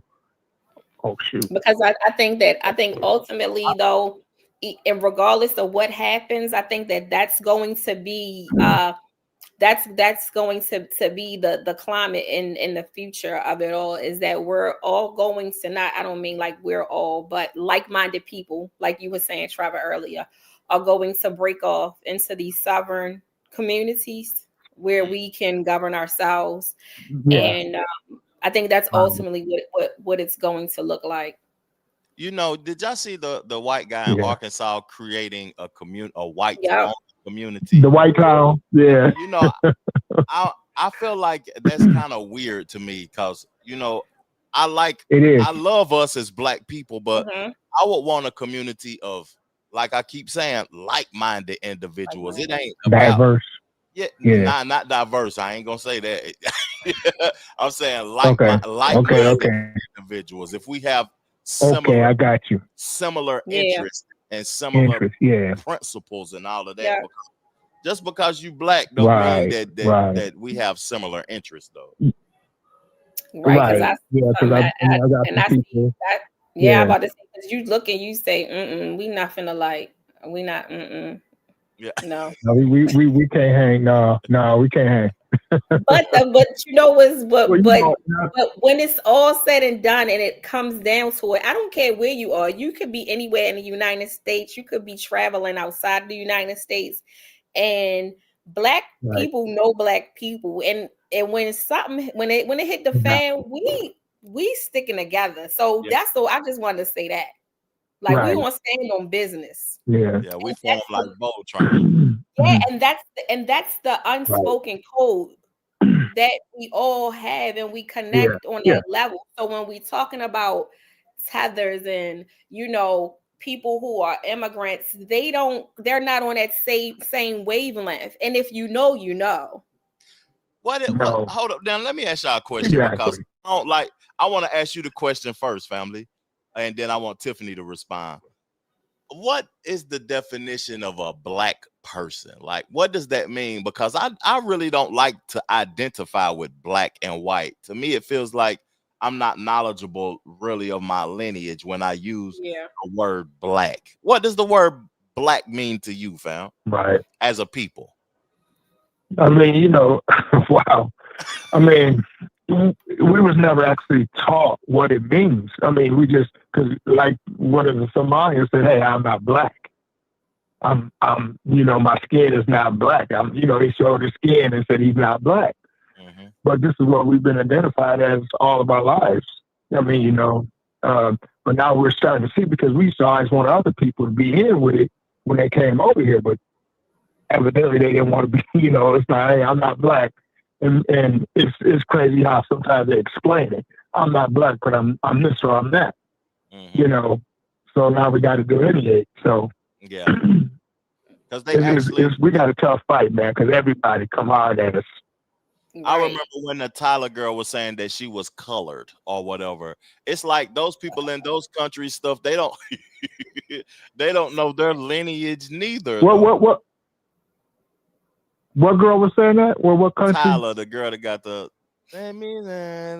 water. That girl, the young girl that got this on water.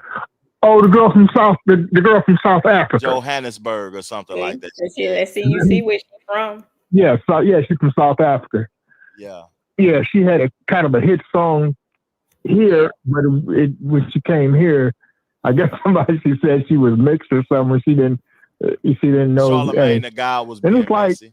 They, but whoever her people is, that's they should have put. They was like, hey, you go to America, you're black, okay?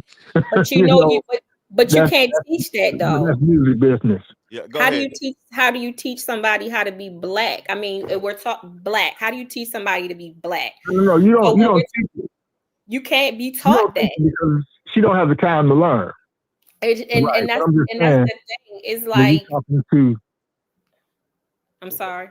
Oh, let her finish right quick, fam. Let her finish her thoughts. Oh, go ahead. I'm sorry.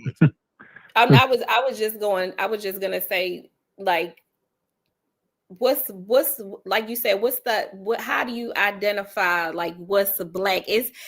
You really can't identify, like you can't define it. It's just a feeling, like, you know what I'm saying? It's like you walk into a room, like, you know what I'm saying? Y'all, like men, a black man connected with another black man, like, what's up, fam? Y'all got that head nod, you got the handshake, you know what I'm saying? Like you have these defining characteristics and code, so to speak, where we communicate with one another almost like aliens, like, you know what I mean? We have a code, and if you know it, you know it, and if you don't, you still want to be a part of it. You want to belong, you know what I mean? And like you said, even when it comes to white, phenotypically black, it's some white people who, if I close my eyes, they're still black to me.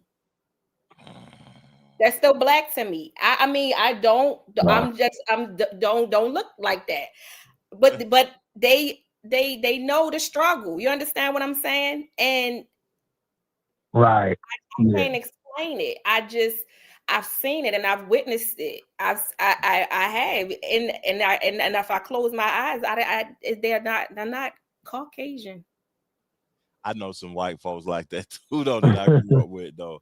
But what was you saying, though, family? Before you land your plane, and I want to say something before you land your plane and you give your perspective, though. I appreciate you supporting my channel every time, fam, when I be going live. Thank you. Yeah, right. So I seen you guys talking earlier about the reparations and it's just I'm thinking like, yeah, we're getting a lot of immigrants into politics, and they not on the same wavelength. And you would think, like, by then, like a Byron Donaldson who grew up here, man. Come on, most of them grew up here. They integrated they went to school with blacks. You know what I'm saying? It's like, and it's like all of a sudden. But I think the thing is to once you board that Democrat train, you're pro-immigrant. That too. Yeah. That too, by them, aside from them being immigrants, once you board that Democrat train, you are pro-immigrant, It's going to be so many topics and issues on the table with the upcoming election. I just think it's going to be just like a quagmire. It's going to be so many things that people, each specific group is going to present and want their needs met in some kind of way. And I think that this gap, because this is only year 1, 2025, wow, right? Been a wild ride, and we still have 2-3 years left. but it's still enough time for us to mobilize though and demand. Like, forget the marching and the asking. No, it's time to really demand things. We like don't done the march. We don't done the march. Fine. And I think that we all feel like that sense of fatigue. Like, we just passed it. Like, next, all right, come on, what we doing? It's to me, it's actually Right. it's actually simple. I think that us as a people need to mobilize, create an agenda. We don't care who the candidate is. If these tangibles and these necessities aren't met, then ain't none of us participating in vote. Not gonna right. That's it. And I think that's going to be the consensus and all of that. You gotta vote or you don't stand for nothing. Then guess what? That's what I'm standing for. I guess I stand for nothing. I'm gonna just sit back and watch. But go ahead, family. Right. And the thing is, okay, go ahead, fam. The thing is, man, I'm gonna tell you, man, I don't know why the Democrats are being so stubborn. Do they feel like they didn't lose because of Black American votes? Do they not know that they lost a lot of Black American votes, foundational Black American votes? Most definitely. They don't want to come off this reparations for nothing. Mm-hmm. They don't want to come off it for nothing. And we just need a strong, independent candidate like a Cornel West. You know what I'm saying? I really was pushing for him, man. I mean, you know, and the thing is, like we said, we just all got to get on the same train. I don't understand because so many people, they wanted Kamala to win. And it was like, bro, she don't bring nothing to the table. She's an immigrant. She don't like blacks. You know, I'm sorry, I don't know how y'all feel about her, but I feel like she don't like blacks. I feel like she don't like blacks. I just feel like, you know, I when I talked to Judge Joe Brown, it just tripped me out about, you know, politicians, because he presented to me to look at followthemoney.org. And when I looked at that, I just realized the people who is funding these political individuals, that the funding lets you know what they align with, because you see where the money coming from. Then you're going to see what the agenda is going to be, because they got to be obedient to the people who fund and put them in. And that's really what it's about. So again, but it's like, okay, so are we supposed to collectively put our monies together and say, well, we're going to put this amount of money if you are going to push, you know, these tangibles for us? But it sounds so backwards because you already owe it to us. You know what I'm saying? Like, make it make sense. And then Carlton Way had put up a comment. He said, y'all have the head nod and handshake. Well, how do Black women greet each other? And so when you just brought up the whole thing about Kamala, it was just so phony. And I really wanted her when she was out. When she was out doing her election and campaigning, I wanted her to talk to some real, like, I wanted her to have a real sister circle. And I'm just like, y'all, the women that was sitting up there talking to her, it was so phony. Like, I wanted to have a conversation with her, like, yo, let's really, really talk like good girlfriends. And let me see how Black you are. Like, when we're talking about these black issues, you know what I mean? So so Black women, we do have certain in ways that we acknowledge one another within our own, you know, little group. And so it poses these questions. And it is really polarizing because it makes you ask the question, do you define yourself as a woman first, a man first? Do you define yourself as Black first? You know, how do you define yourself? What's number one? What's important? Do you define yourself as American? I think that we are really at a real impasse right now in American history in general, when we're talking about sanctuary cities and immigration. And how do you define yourself? Are we going to unite as Americans? Because there are foundational Black Americans who may not phenotypically be melanated, but possibly have had a family who may have been passing Because if you think about Black presidents, there are Black presidents who have been passing and they just passed for white. So then do we consider them foundational? You know what I'm saying? It's really deep. What do you prioritize? That's what what do you prioritize, and how do we define who is foundational Black American? Because if we're taking melanated and color off the table, oh man, everybody's gonna line up. Talk to me, family. Of course. That's it. And that's what a lot of Africans are pissed about, because we're saying we want to delineate so you can't be faking. You know, in case we do come a time we do get reparations. Because I'll be honest with you. And some of them, you know, a lot of them, any foreign person that you ask, they'll say, no, you don't deserve reparations. Well, who the hell are you? Right. You know what I'm saying? Who the fuck are you? You know, your family didn't, y'all came in the end of things, you know. We had already marched and got sprayed with water hose, got whipped, got hung, got lynched. You come at the end, your family or you know. But you know, don't say, you know, if I'm hateful like that. Like if you from another country, if you sit up and tell me, no, you don't deserve reparations, you get the hell out of here. You might get punched. That's facts, man. You know what's because it's not your place. Yeah, it's not your place to even have. And why they so hateful about it? Mm-hmm. That's facts. It's not your place, you know, to even and have I don't, an opinion. Yeah. Mm-hmm. Right. And I don't see what the hate for it is. It's like haters, man. It's like crabs in a barrel, man. And they don't want to see you. Oh, well, the black. So, what we gonna do? What did Myron say we was gonna do? You know what's Myron? What's his name? Fresh and Fit. Oh yeah, Myron Gaines. He said he was gonna buy all Hennessy and weed, Hennessy and George and rims. Okay, back. that was highly disrespectful when he said that. Spoken just like a Klansman. Yeah. Right. You know, and he's Arabic, African Arabic or whatever. Yeah, he ain't he's not foundational at all, but he identifies as black. They can be black. No. That's why I don't like that. I really don't like that black terminology, to be honest with you, though. But yeah, hey man, exactly. I appreciate you, man. I think we should come up with a different saying for it, though. You know, yeah. I appreciate it too, man. It's cool to talk with you, man. So, but yeah, man, this is a lot of it's gonna be a lot of sorting out to do. I don't know if Tiffany's still there. I'm sorry. She's still it's here. Gonna be a lot of sorting out to do. Mm-hmm. Okay. Yeah, it's gonna be a lot of sorting out to do, because you know, people, if they was to give us reparations, you're gonna have somebody from Somalia trying to get money. You're gonna have them guys, them people up in New York that's on the streets, man. They'll be trying to get reparations all day, bro. For real. They're gonna be scamming up something, trying to get them a piece. Yeah. Mm-hmm.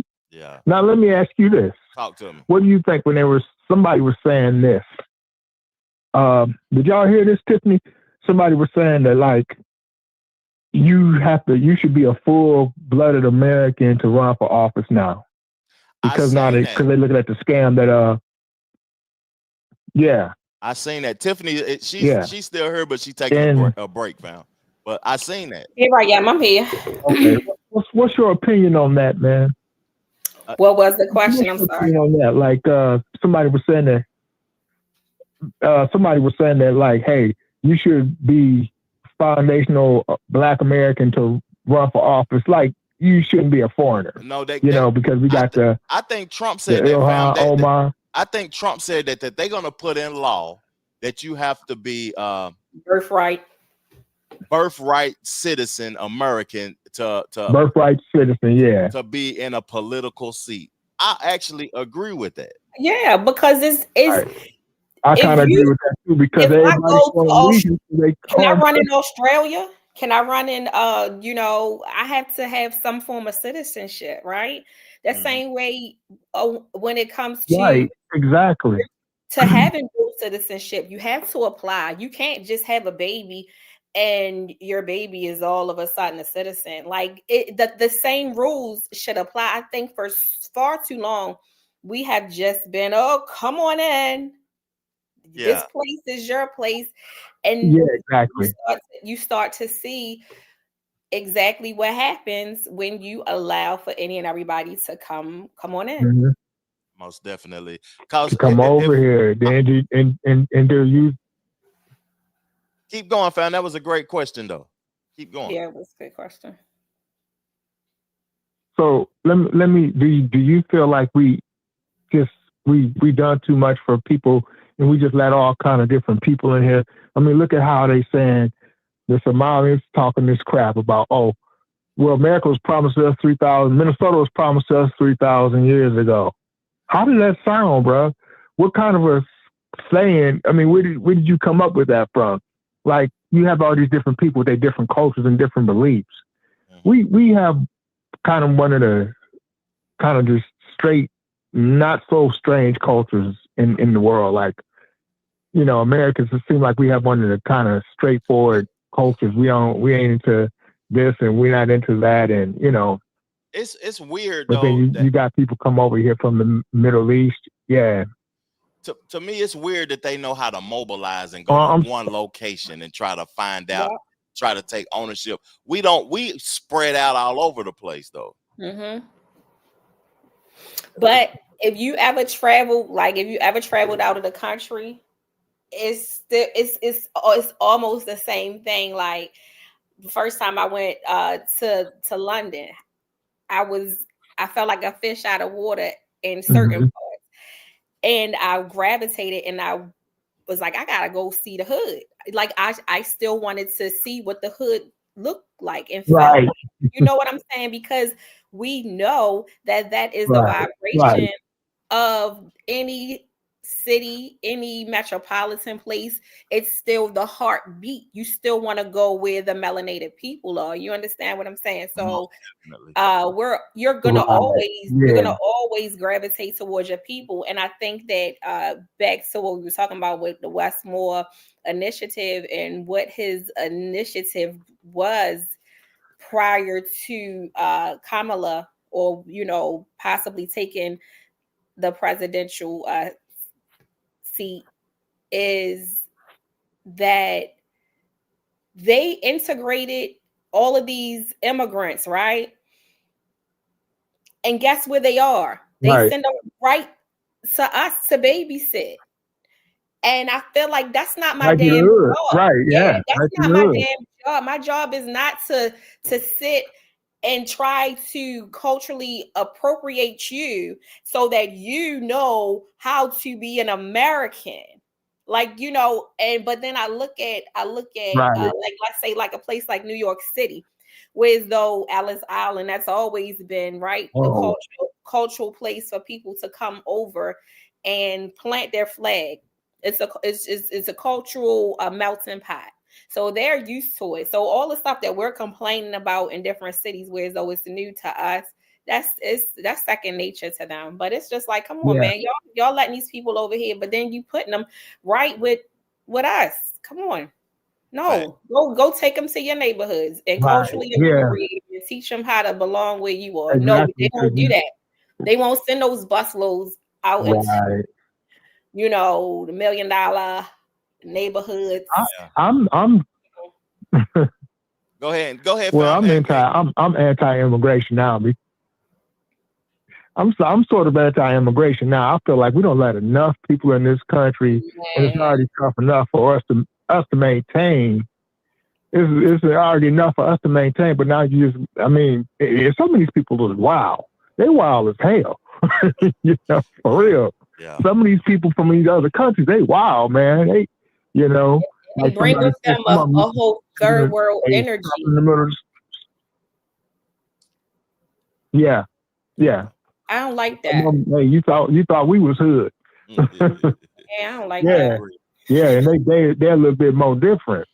Most definitely. What was the name of those people?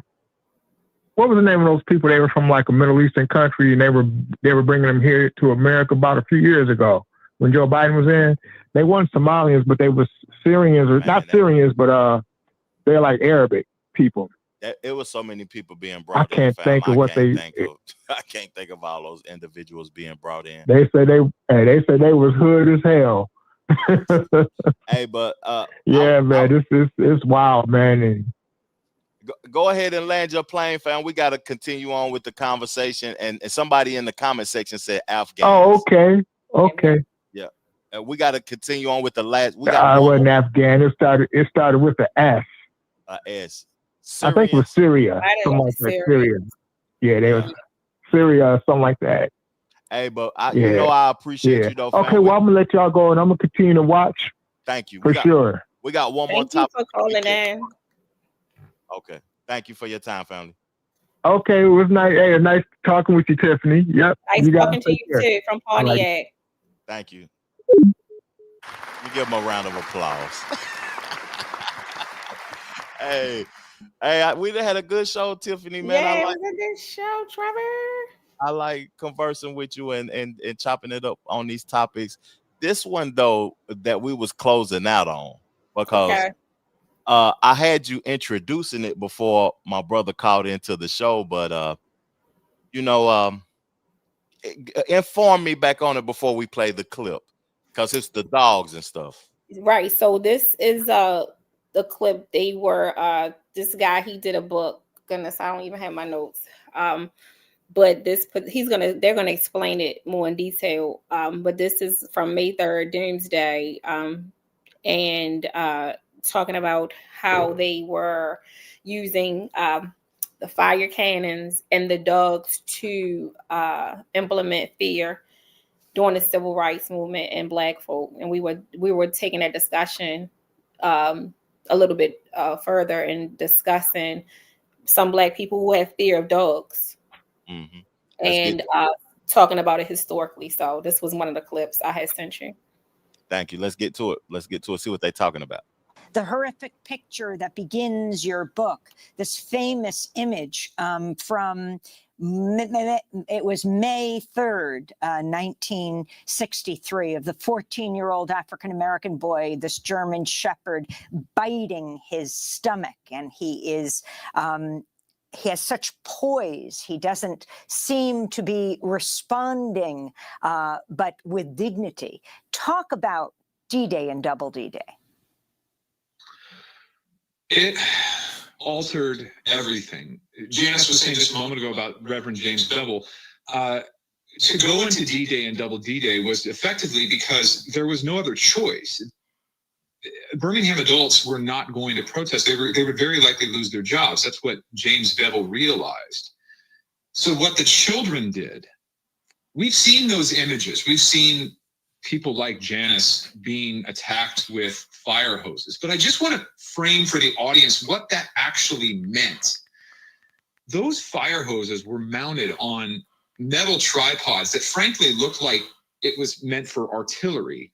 It could knock mortar loose from brick. It could strip bark from a tree at a distance of more than 100 feet. A lot of times kids were hit at less than 50 feet. Some of the raw footage from that day from Double D-Day shows just horrific violence. Kids' clothes just basically disintegrating on them as the water hits them. Kids backflipped in the air as the water hits their face or chest. Kids writhing in pain as the Birmingham Fire Department and Birmingham Police Department keep the water hose right on them at a distance of, again, 15 feet. Sometimes there was a girl, I will never forget this, there was a girl in Birmingham who was slid down the street by the power of the fire hose as she is just writhing in pain and screaming in terror. 50 feet, 60 feet, 70 feet. The camera crews just watched her pass. Then there were the German Shepherds, like Walter Gadsden, the boy you referenced a moment ago. The violence was so grotesque that there were literally war photographers who'd been there, who'd seen battle in World War II. And they said this was as bad as anything they'd ever seen. There was a New York Times reporter by the name of R.W. Apple, who would later be famed. And he said he had never, across all of his years, in all of numerous war zones, he had never seen anything like the images out of Double D-Day, May 3rd, 1963.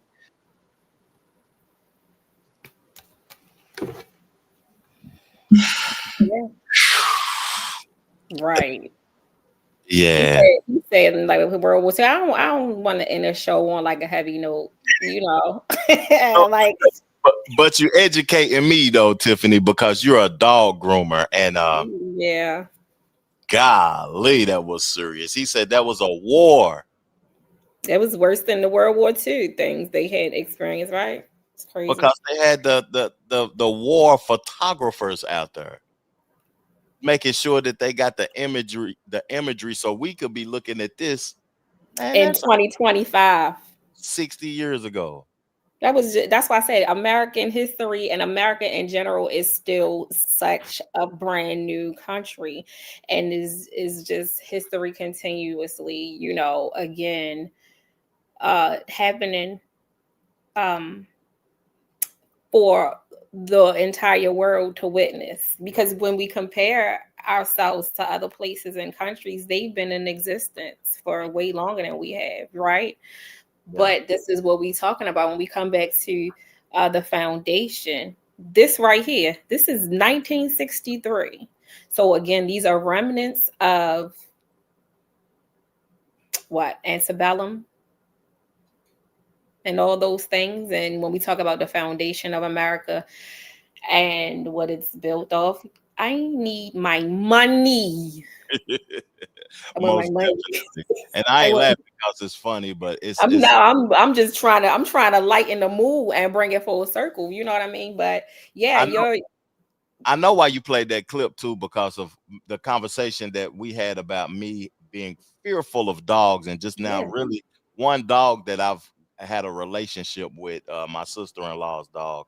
That's the first dog I had a relationship with, and I'm 45, and I didn't know nothing about. I always feared dogs, but I see that could be something that has been transferred from slavery, from that era, from you know, dogs being released on me as a kid, running to elementary school and stuff. And that trauma, certain things, if we ain't knowledgeable about them, we don't know why we have those fears, or we don't know why we react to the police the way that we react to them on certain things without educating ourselves about that. And that's crazy, man. Yeah.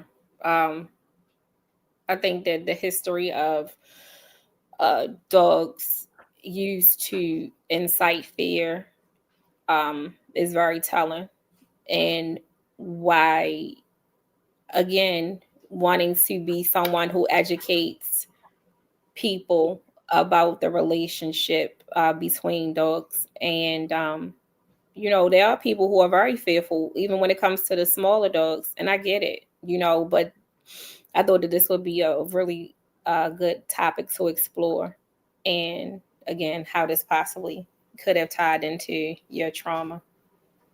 I feel like that was a great topic to end the show off with.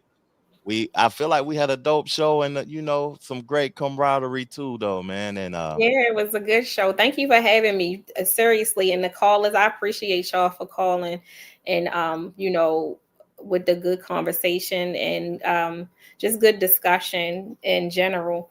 And thank you for having me on the platform.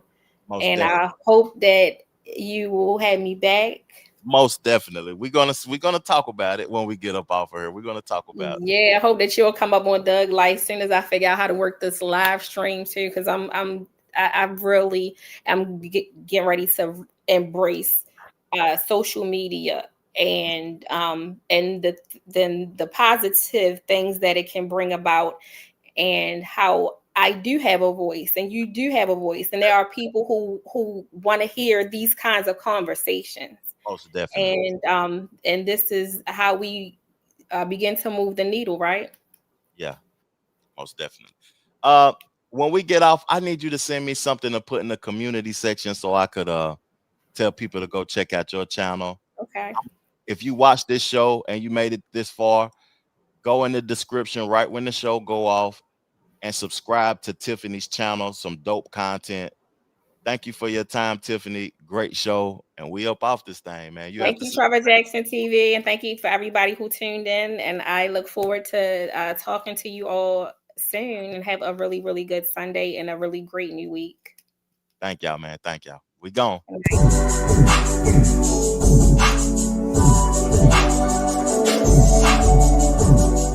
Okay.